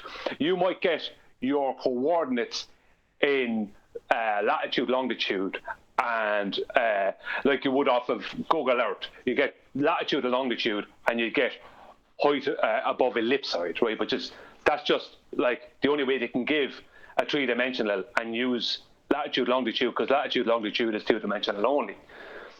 But it's the same for the sextant. Like when they're trying to explain the sextant, they have to use a tangent plane. They have no choice, because that's how it works. So if you look at the word latitude and the word trilateration, I mean, is the lat part in those, are they speaking about lateral direction? Because lateral direction is moving from side to side kind of thing, isn't it? Sure, but It's not correct. Lateral. It's moving in a sideways direction kind of thing. So latitudes is like moving sideways out from a central point and sideways in, if you want to see it that way. No, so it's like it's the same system. GPS is just basically a newer version of this use of the sextant, really, isn't it? Like, Nathan said this, and he's correct from whatever I can see.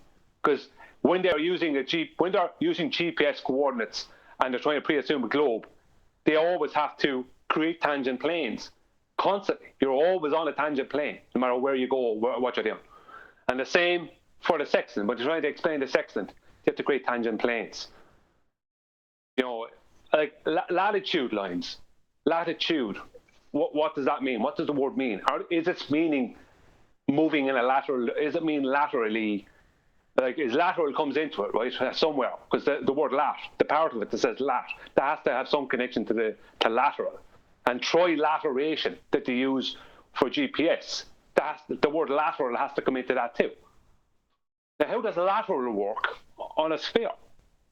Now, maybe I'm wrong. I'm just kind of spitballing here a bit with that, but as far as the word lateral go, but how does lateral work on a sphere? You know, if they're bringing lateral into it. Okay, please forgive me. I listen to you guys, and I'm driving truck, and I get distracted, so I don't hear everything. But I think I finally understand this. So, 10th, what you're saying is that when you find your star that you want to you get your coordinates from or whatever, so then you look at the map or the book, and that book will tell you exactly where that star is, Greenwich time, right? No, it tells you where you have to. That's a step to get to there, is what I'm saying. So basically, when you look at the book, once you have your time, okay, let's start at the beginning. You pick up the sextant, you sight a star, you start with the seconds, then the minute mark, and then you go to your sextant, where you said mark, and then read the degrees and also minutes. Then you go to the book, okay, and you say, where is that star at this time of day in the book? Well, you mark the time you took it. Let's just say 2:30 p.m. your time. You But go that's to the book Greenwich and time, say, right? no, hang on 1 second. So then you go, that star's GP directly over the Earth. You took it at 2:30 p.m. So where is that at 2:30 p.m. on this date? Let's say it's March 4th. You find out exactly where it is. And then you go to the Greenwich time and say, how far am I from Greenwich when I took the sighting? Say you're 6 hours away and the positive. Then you have to do that to get your longitude to that, and then your latitude as well. And where they meet, that's where you are. So the 3 circles of equal altitude, you do that 3 times, and where they cross, that's where you are. Okay, then if you don't know where you are, how do you know what time it is? Because you have a chronometer on your boat, a separate watch, so to speak, that's set to Greenwich time only. And then you have your local time on your watch. And that is the difference you apply in the calculation. Because Well, no, just that's what I mean. What I meant was, if you don't know where you are, how do you know what your local time is? How do you know what time zone you're in? Because that's how you work it with the star's position that's in the nautical almanac, because it tells you where the star is over the Earth. You don't know what your relationship to it is until you go through all these steps. No, so you're using them. Hold on. I see his point. He's saying if you don't know where you are, so you fall asleep and you drift, then you wake up and you go, where the hell am I? Right? Now you're saying, well, look at your watch. But you might have drifted into a completely different zone. So how can you trust your watch? No, you need GMT. No, I got that. You've got your chronometer. You've got GMT. Yeah, I can get that bit. But don't you need to minus off your local time? No. If I know what time it is, GMT, then that's what I'm going to use to position the star. Yeah. So I need to know what time it is GMT to know where the star's position is. Once I've got the star's position, I know its angle, so I can then draw my circle from that. Perfect. So but that's what the guy's point was originally, 10th. That's what he said originally to you. You need GMT for this, right? And you said no. No, if I said it, I made a mistake. No, you need Greenwich time, because they use for the right ascension and declination, which is the mapping of the sky. They use first point of Aries, so that's their Greenwich for that, and that matches up with ours here on Earth, the surface of the Earth. No, you need Greenwich time to know exactly how to calculate where you are with your local time. But how do you know what your local time is if you don't know where you are? When you do know where you are, because the previous day when you did it, you were off the coast of France and you know your local time. As you do this day by day, you go to your log. And then when you cross a time zone or daylight savings, in some cases, you have to adjust for that. This is all within the book. It's got tables for it. If you don't know where you are, how do you know what time zone you're in? That's what I don't understand. No, because you do know where you are, because you don't just show up at the middle of the ocean. You left the dock. Yeah, you've been detailing where you've been going. It's your previous day. It's your previous. What if you're in a storm? That's okay. Where were you the day before in the storm? And then now you say, well, how much did I drift? Okay, so you go to take an assumed position based on the dead reckoning of the day before. You could be as much as 100 miles off and still fix it. And they know that. So that's why you have to do the method as you go. If you go watch the videos, they don't know where they are because maybe a storm came. They drifted, but they don't know how much they drifted, maybe 20 miles, 30 miles. So they say, I think I'm here based on yesterday's position, but man, that storm hit me hard. So he says, I think I'm here. Then he does all his sightings, gets the 3 circles of equal altitude, the azimuth and everything else. And by back working it, he says, oh, I went 20 miles off course. This is my actual position. Well, one of the things. But he had to use local time, right? Of course. I mean, he has to use. Okay, hold on. Let me give some so if he drifted, how did he know? Everyone, be quiet, please. Let this guy. Hold on, Strat is flat. I want him to actually make his objection clear without everyone jumping over him before he's made it again. I understand he's making the same objection. I just want him to be heard. Say it again. Street is flat. Is that what it is? Strat is flat or something like that? Strat. Yeah. Strat is flat. Go ahead. Okay. So if the guy drifted and now he doesn't know where he is, how does he know what time zone he's in for local time? Right. It would start with the first thing you'd have to do is figure out, right, where north, south, east, west is, right? And then if you can do it at that time, what you need to do is find out if you're north of the equator, you need to find out where Polaris is. And Polaris, if you knew what latitude you were at the day before, if you can see Polaris, let's say if you're using north of the equator, if you can see Polaris, right, you will then know what latitude, around about what latitude you're at there and then you'll know how much you've drifted south or how much you've drifted north based on that alone. So let's say you were at 35 degrees north yesterday, and now today you're at 45 degrees north going off of Polaris. Then you know, if you didn't intend on being 45 degrees north, at least you know you've drifted to that. Now that'd be a bit of a drift, but at least you know you have drifted that far. So that would be number one. You can then also use the sun to calculate your actual, right? To calculate your actual latitude. So you're getting your latitude, right? Then you work on getting your longitude, or what's known as the local hour varies and the Greenwich hour varies. It's a lot to explain. I'm not an expert on it, but that's how you do it. You have to basically start at the start. Right? Where is north, south, east, west? That's the start. And then you work off of where you actually are. And then you can figure out what your time is. And when you figure out your latitude and longitude, you'll know your time zone, right?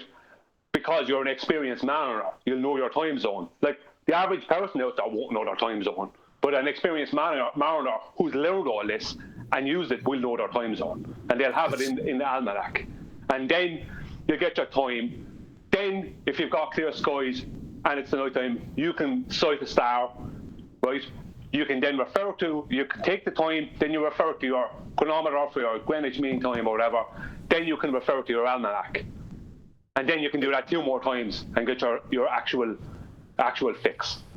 They have an acronym called LHA, Local Hour Angle. It's a long process, but it's all based on Greenwich time to begin with, meaning the almanac is based on you using Greenwich time as the base. So you can be in the 2 different time zones. It don't matter. You've kept a log. You know which ones you've crossed before.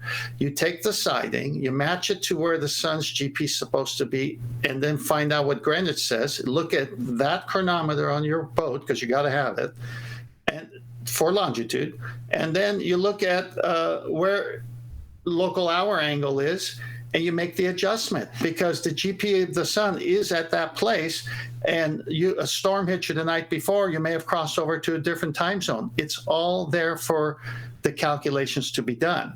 But this is what I told Nathan the other day. I said, when I saw all of the things that they've done to get a correct position between time zones, latitudes, everything else, I said, wow, this is interesting. I mean, it all works, but can it work on a sphere, or does it only work on a flat plane?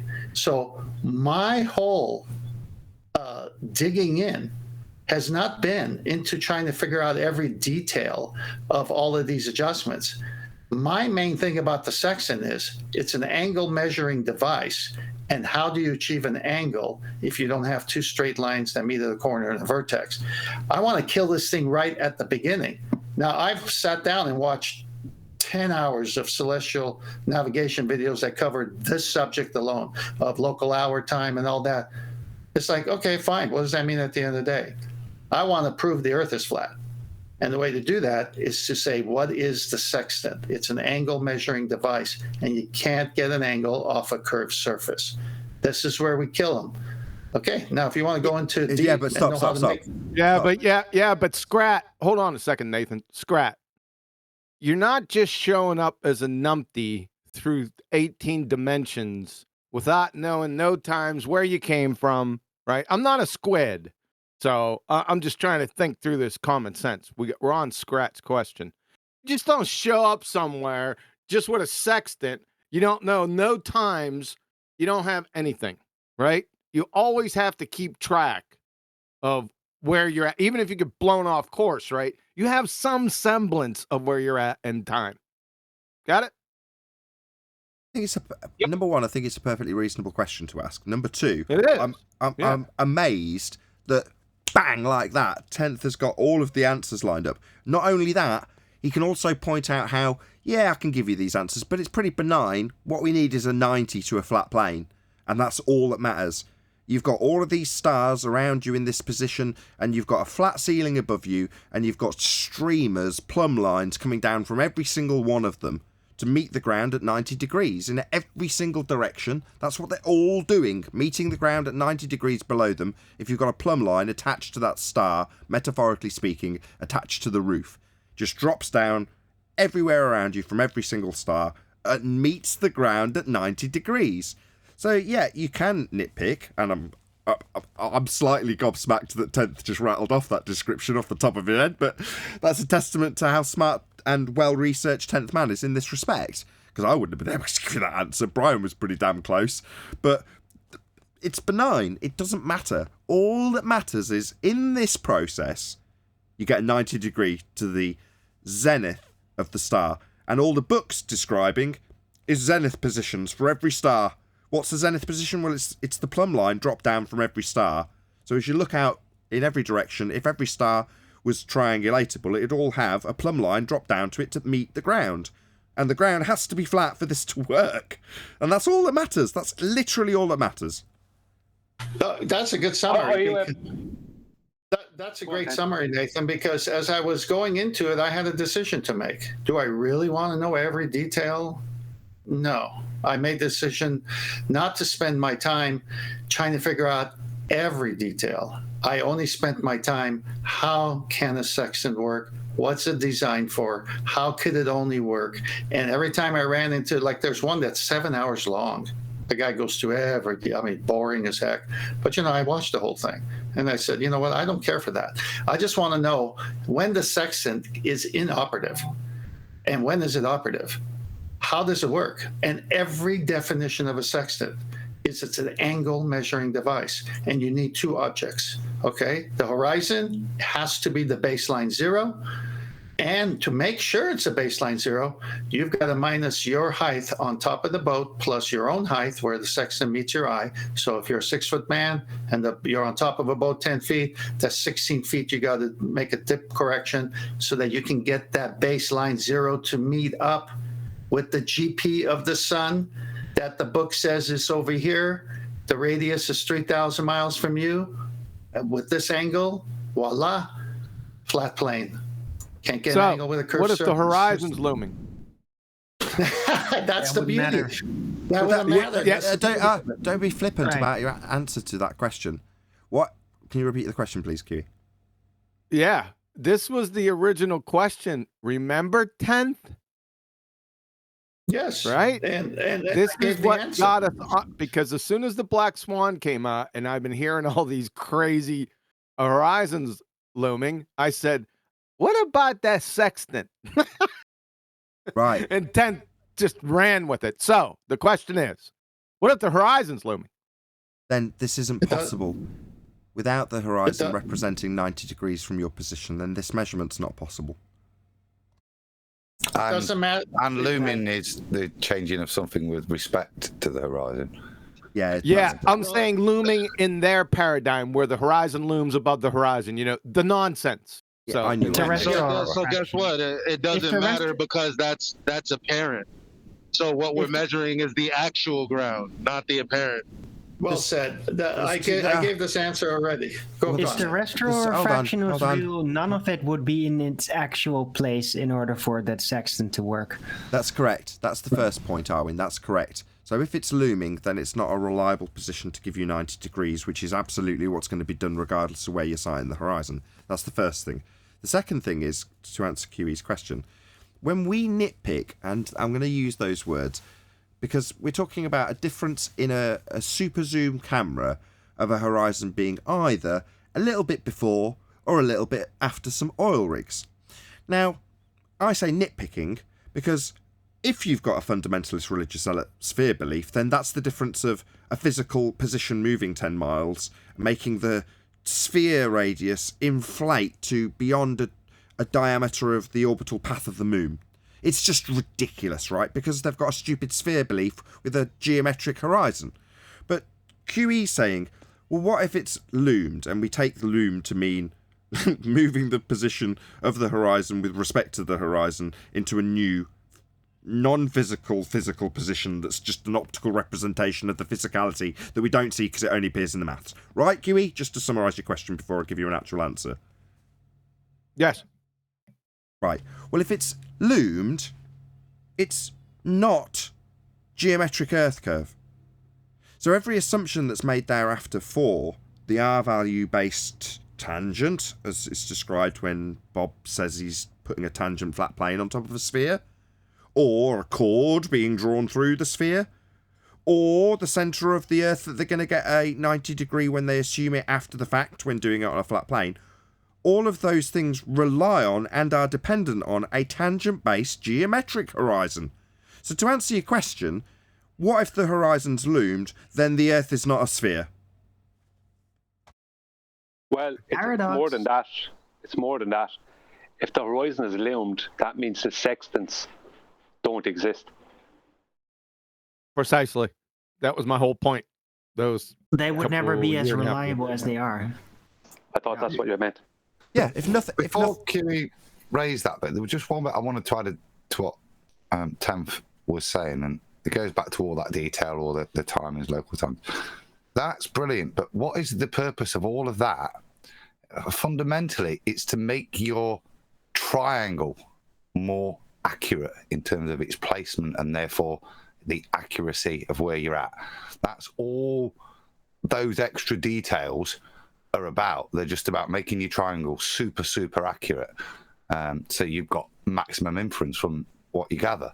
But fundamentally, it requires that triangle, not the opposite. That is the basics of it, and that's why it tends correct to stay there, because it's as we come to here, the principal workings of the optics to get the horizon, everything's based on that linear plane and the formation of triangles. Like I said, all the other detail is to make that triangle accurate.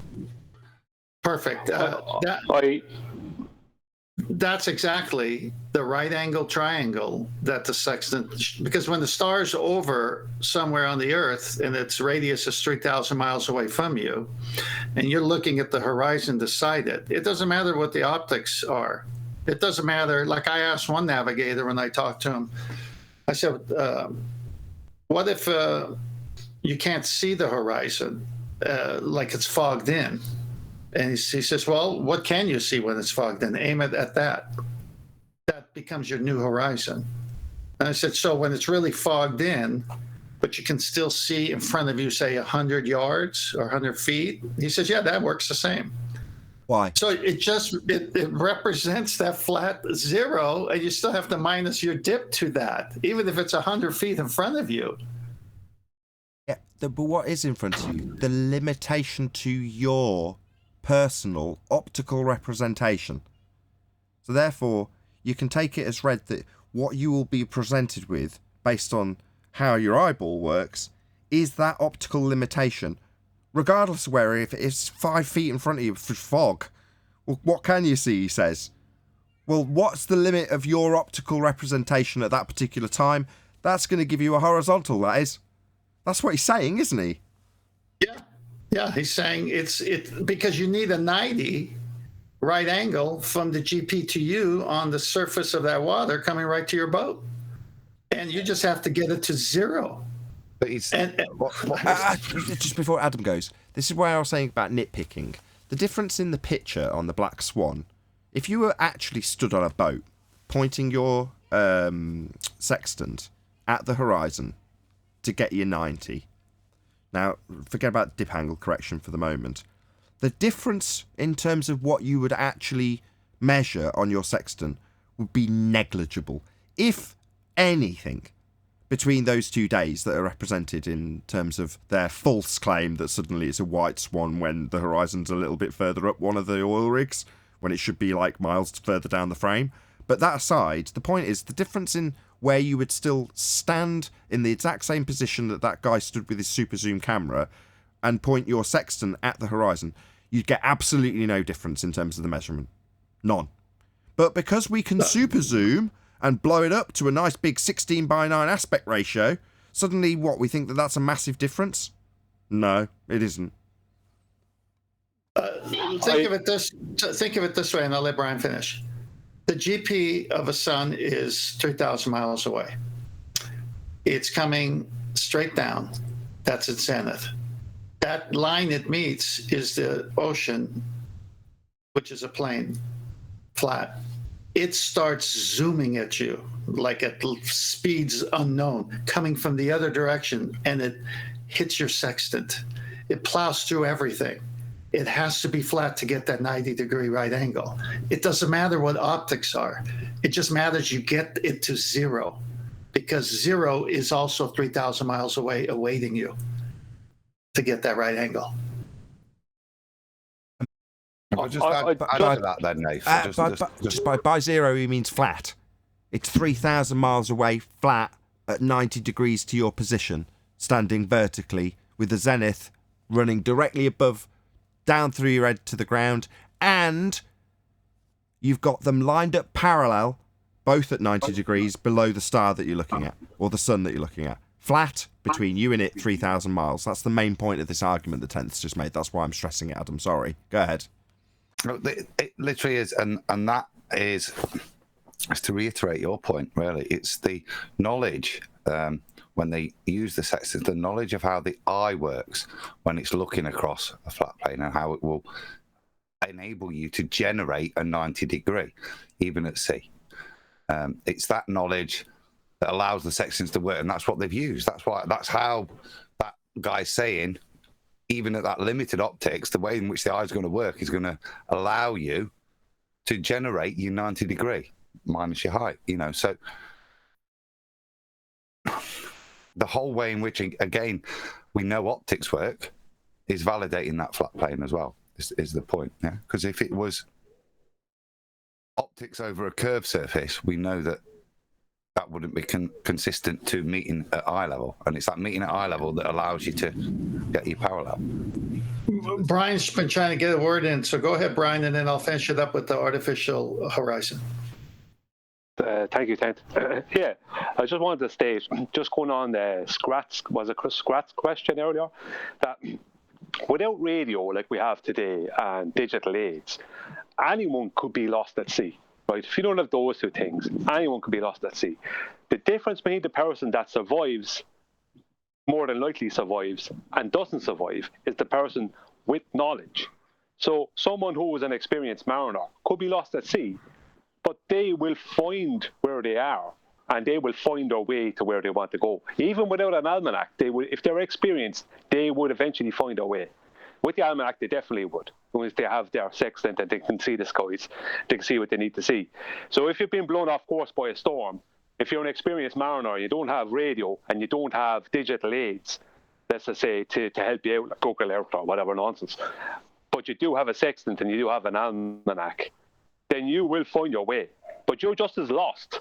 Basically, well, you're not as lost as someone else who hasn't been keeping a log, because you will be keeping a log. You will be keeping track of your time and where you are and your location from the day previous or 2 days previous, depends on how long the storm lasts. But you will find your way. So anyone can get lost. It's about having the experience to find yourself again. Right, and we're going to prove this out. So with a little bit of sponsorship, we've got this highly experienced mariner and 10th man, and we're going to dump them at the opposite ends of an ocean and just see how they get on. That's enough hint. I'm going to have plenty of cigars, that's for sure. To pass the time, that is. The Polynesians used currents of the ocean, birds migrating, stars in the sky, wind. They didn't have a sextant. They didn't have nautical almanac. They knew and they were thousands of miles from island to island hopping, going to different islands. So yeah, there's many ways to do it. What's your experience? But the artificial horizon is something you can use on land even. It's a little harder at sea because if it's rocking, so you could do it if it's still. And so most navigators have an artificial horizon, or you can make one up. You can get a plate with a depression in it and pour water in it, or you can put molasses, something heavier, and it finds its level, right? Water finds its level. So once it's level and the sides are covered, so no wind is making the water surface have tension and move, you sight the luminary to the reflection on the plate on the water, and you can make that your artificial horizon. Just look up artificial horizon, go watch the videos. So if it's totally, I mean, you can't even see the horizon, you can use the artificial horizon. The airplane has a bubble sextant. When I say bubble sextant, what comes to your mind? Level, a level, like a spirit level. And they they have an opening in the plane at the top to shoot the star, and they keep the bubble sextant level, like to the horizon. It's all about zero baseline. It's all about having an angle being formed with two straight lines. So the depth of the globe is right there, just in the tool itself, whether it's the bubble sextant, artificial horizon, or at sea with an actual sextant where the horizon is 3 miles away or 100 feet away. You need a level line going to the GP of that sun back to you for the angle to be formed, and it's a right angle. That zero is There's a lady. Go on, Brian. Sorry, Nathan. I was going to say the zero is a flat plane he's describing, just to make that absolutely clear. When he says a zero line, he means a flat plane beneath your feet.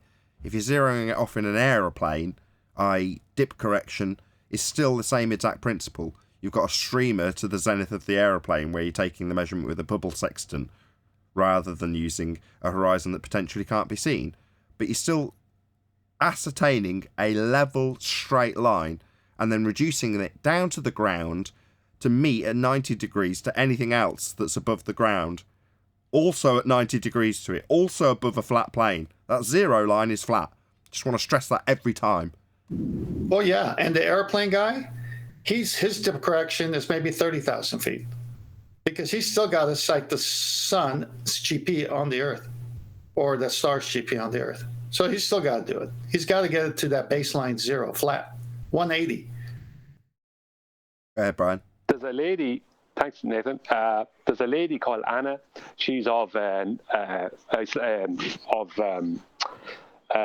Nordic origins. She was telling me, she's a subscriber of mine, and she was saying to me about telling me to look into a thing called a sunstone, something that was used by the Vikings to find our way around. And she said it actually backs up QE's presentation. Not saying it needs backing up, but she said it totally backs up QE's presentation about refraction. The sunstone is about placement of exact local time. It uses the crystalline lattice to look through, to allow you to look through clouds, because obviously what you can't do on a cloudy day is get the angle exact to give you exact time. So some way, I think it's some kind of polarization, but it allows you to see the sun. So it's old Norse mysticism as well, isn't it? Stuff, but they went to show that it's demonstrably usable, this old myth of the sunstones and that. But yeah, that's its purpose. Yeah. Locate the sun specifically. That's so cool. So they would be looking to do this triangulation by way of gathering the light through the clouds by way of a stone that polarizes the light. That's amazing. She said she has one. She said it's not expensive. She said it works. She can find the sun anywhere, she says. That's what she said to me. That's cool. What's the name? Yeah, when Brian showed me that, I looked it up, and I'll send some images right now so you can see how it works. Cool. Very cool. Thank you very much, Brian. And thank you to Brian's subscriber. Awesome stuff. That's really cool. That's not flat Earth. I can't remember. I knew that from kind of geeky Discovery Channel programs. This is stuff that, you know, the universities have researched, looked at, and just independent of, you know, just validated the old myths of why the Nordics could get across to America, etc. It's all part of how they were able to navigate the seas. But when it's done, do you not notice how easy it is to just have a non-existent heliocentric rhetoric attached to the stories? You know, it's not like the historians that are giving you out this information on the Discovery Channel are sitting around going, oh, we've got to work out how we work this into the heliocentric model. They just completely forego it if it doesn't fit into the narrative and there wouldn't be a consideration necessary. They don't consider it. And why would you? And that's generally how the world works. You're wandering around on a flat plane not giving any consideration to the fact that it might be a spherical surface beneath your feet, because it isn't. Well, wouldn't that Nordics, sunstone, the Nordics had isn't their that Asgard, evidence Midgard that stuff, didn't they? the sun rays are coming in divergent? Because otherwise, it would just be up, right? The sun would just be up. You won't be able to find its location unless, if the rays were coming in parallel. Parallel from your position, do you mean? Because the claim isn't that they're just parallel to that one position that you look at the sun through. It's parallel everywhere across the entire surface, is the globe claim. Well, yeah, that's what I'm saying. So that sunstone actually proves that the rays are not coming in parallel. Because how would you be able to find the sun's location unless the rays are coming right? Otherwise, if they're coming in parallel, the location would just be up. I see what you're saying. Or am I mistaken? No, I see what you're saying. I got the pictures up in Masterby. I'm presenting it now, 10th. I can't believe I remembered it that well. How would you find the light if you're on the nighttime side of a globe? How would you find the light if you were on a spherical surface? What? What light are you talking about? With the sunstone. Well, the sunstone... Are you asking how you'd find the sun at night? Are you trying to be a smart ass? Well, yeah, but this is the whole point of the sunstone, is it finds you where the sun is on the earth. It finds, according to this lady, it finds where the sun is on the earth. But how do you even do that? Like, when it's, like, you don't need to find the sun during the day. You know where that is. You look at it. No, that's the point, Brian. It doesn't find it you at night, but what you can't do is get the center of the sun when it's hidden by the clouds. Like, look out there today. I know, you cannot locate. So what you do is you hold it up. And it describes it there quite nicely. Look, you twist the sunstone until it appears at its brightest, and then you cross-reference up with another point. It's a bit like the triangulation, So you're mixing those 2 points to actually figure out the center point for you then to have your reading from, is how I understand it. Otherwise, all you've got is a blob over there, and you can't define the center of that blob.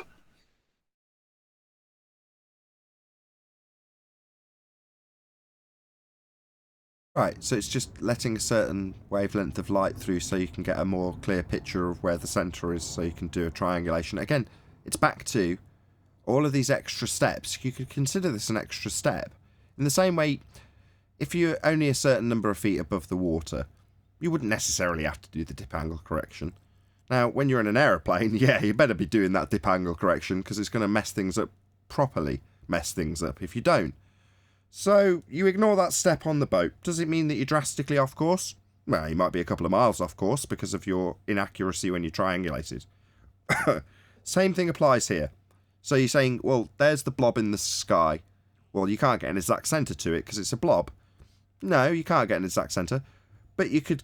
That's a brilliant picture of it. Thank you very much. Whoever's... Is it Adam presenting? Thank you. So you can get a clearer, more accurate measurement if you can get a clearer, more accurate centre by way of... I don't know if it is polarisation, but if that's the process, then we'll just stick to that just for the ease of description.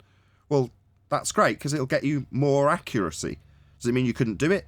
Well, no. So long as you can see the blob of light, you could still do it. You'd just probably be off by a considerable margin.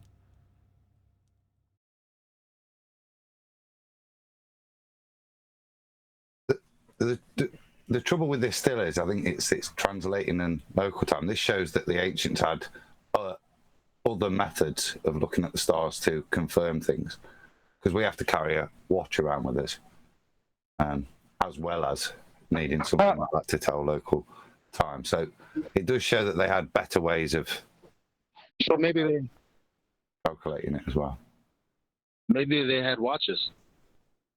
I mean, who's to say what they did and didn't have? You know, how did they have a map of these stars and when exactly they'll be where they are? I agree. I mean, they say iPhones only came out recently, but there's a good chance they had them. Sundial comes to mind. Well, no, iPhone. The Native Americans on the east coast of the United States have, I think it's I'm not sure if it's the Pawnee, but they have in their history documented reports of Gaelic, Celtic clans living there that came from here. Now that's pre any globe stuff. And the same with the Chinese and others. They have their own way. There's old ways they had of navigating, and that were ingenious. And that was before any spherical Earth was ever imagined. So how were these people finding their way around? They might have been a bit slower due to the not having, digital and radio and that, but how were they finding their way around? You know, if they didn't know it was a globe, if you know what I mean. The Tam mentioned the Polynesians before. These are all ginger, blue-eyed people, I think. All of these navigators come through. But the Polynesians and the Maori, I think some of them describe how they did what they did and so how they did it. So they describe coming from the Middle East, going across the Atlantic, across South America, and then all the way around the Pacific to get to Polynesia and then down into New Zealand. And this is proven by their stories. They describe the omens, but they describe how they did it. All of them is by navigation using the stars. That's all in their ancient oral history, and none of them describe a ball. It's all based. It's the same navigation. It's about taking that angle and knowing the direction on the plane. But all the ancients use that. I think we're learning little bits. But if you look at things like what Tony presented, the Ethereum mechanism, you'll see within that there's other astral bodies that allow you to calculate the time, because it tells you exactly where you are. If you know certain things, keeping a log, as QE mentioned earlier, that's crucial. You know what I mean? But as long as you do that, then you can calculate all these things. And we've only got little bits of knowledge. But look at the Ethereum mechanism and look at what it put in there. They didn't just put it in for a laugh. It all had purpose for identifying and telling you where you are and what you're doing, where you are on the flat plane. That's how it all works.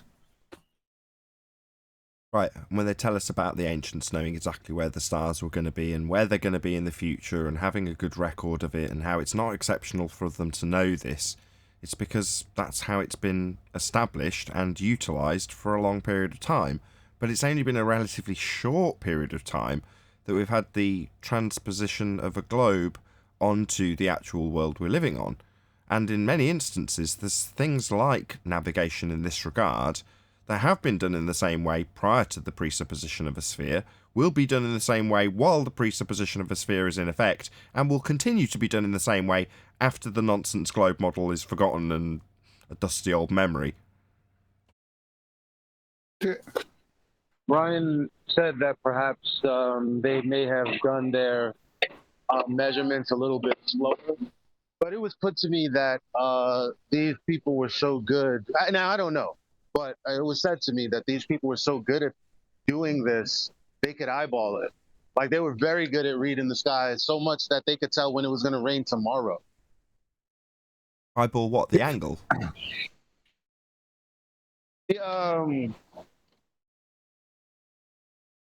I'm not sure. Sorry. But I was talking about it vaguely, and I was talking about the angles and all that, and it was just said to me, yeah, they read the sky. They were able to do all that stuff really quick, pretty much by looking at it. They didn't need all this extra stuff. Okay, you're just joining in. They did it. We know they were looking at it. They're not going to do this stuff with their eyes closed. But great point. Glad to have you joining in. Mate, just to go back to the ancients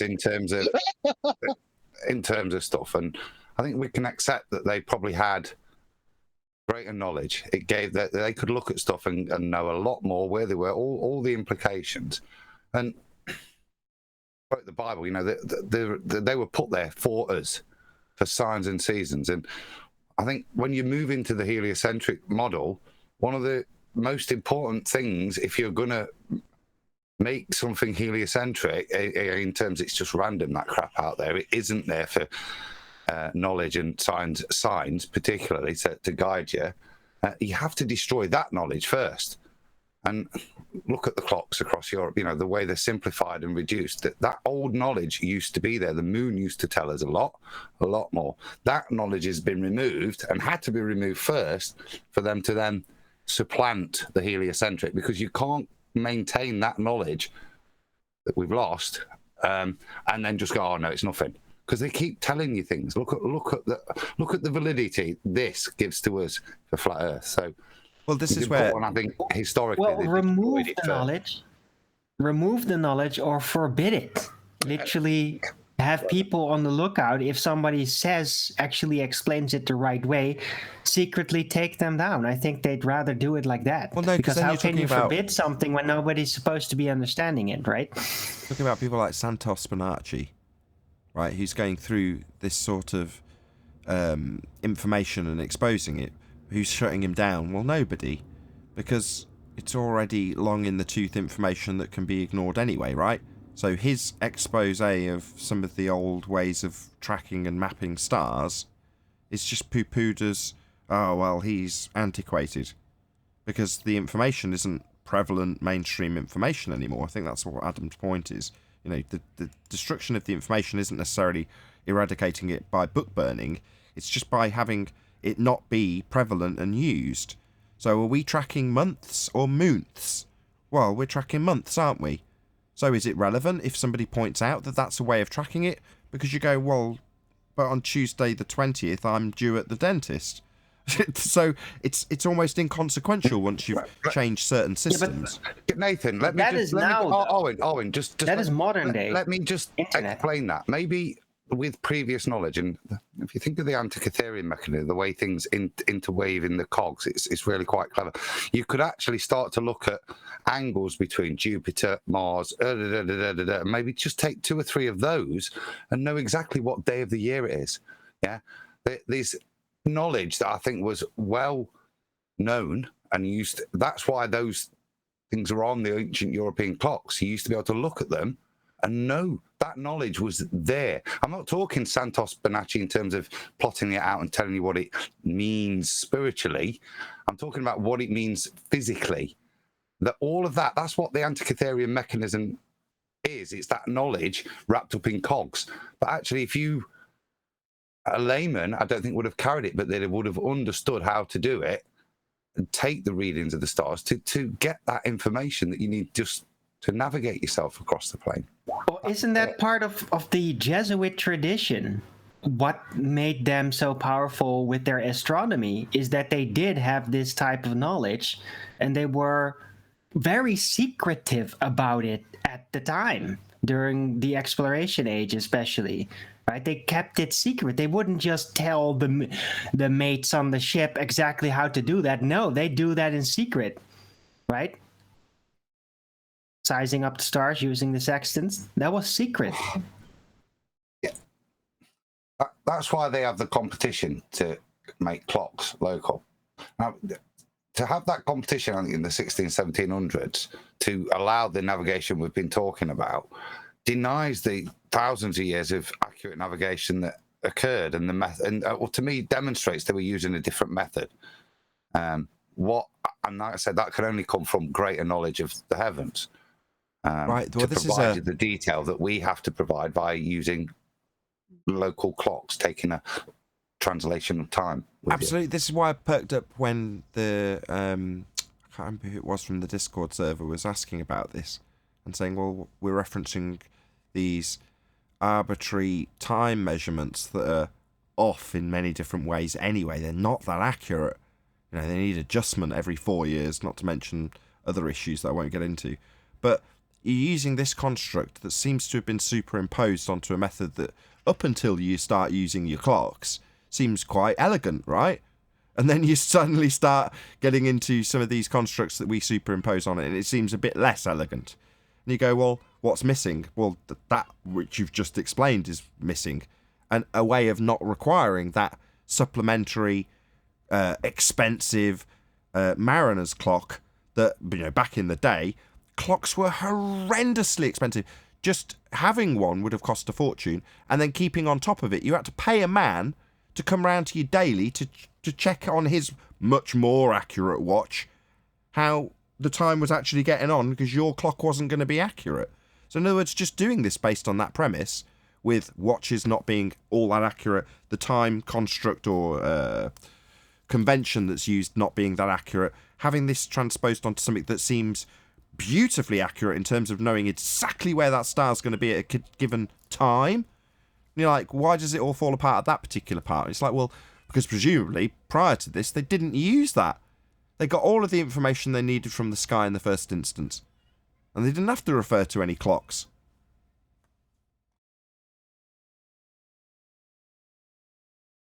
Yep.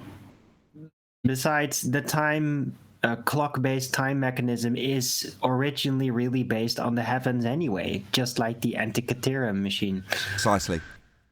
Where'd you get this derivation? And everything about the model that's going to be wrapped around the time has come from that sky movement or derivation thereof in the first instance. And then you take it even one step further down that rabbit hole, and they invent an entire medium based on that. And then you've got bendy space-time being causal in the mind's eye of idiots. You're like, bloody hell, man. It's every time there's another layer of nonsense slapped onto this story and people pull it apart, they just slap another layer of crap on top. Nathan, Flatzoid's going to premiere a show on the Sextant. I put a screenshot in Master B. And for Eli, I've got the hand measurements for degrees as well. Ah, nice. You knew what I had in mind. Oh my, Yeah, I've been posting them in all those images in Discord, by the way, while Tent's been posting them in Skype. It's like there's a load of admin going on, so I'm probably going to round out on that note. I'm going to say a huge, massive, enormous thank you, first and foremost, to all of you watching in either Nathan Oakley 1980 or Nathan Oakley premiering streams, and for hopefully smashing the super chat, liking, commenting, sharing, subscribing, hitting the PayPal link, and all that good stuff. Also, below this video, you can get £50 for swapping your UK electricity supplier to Octopus Energy. I've been Nathan Oakley. Another massive thank you to today's Discord and G+ panels, and I will see you all in the next video.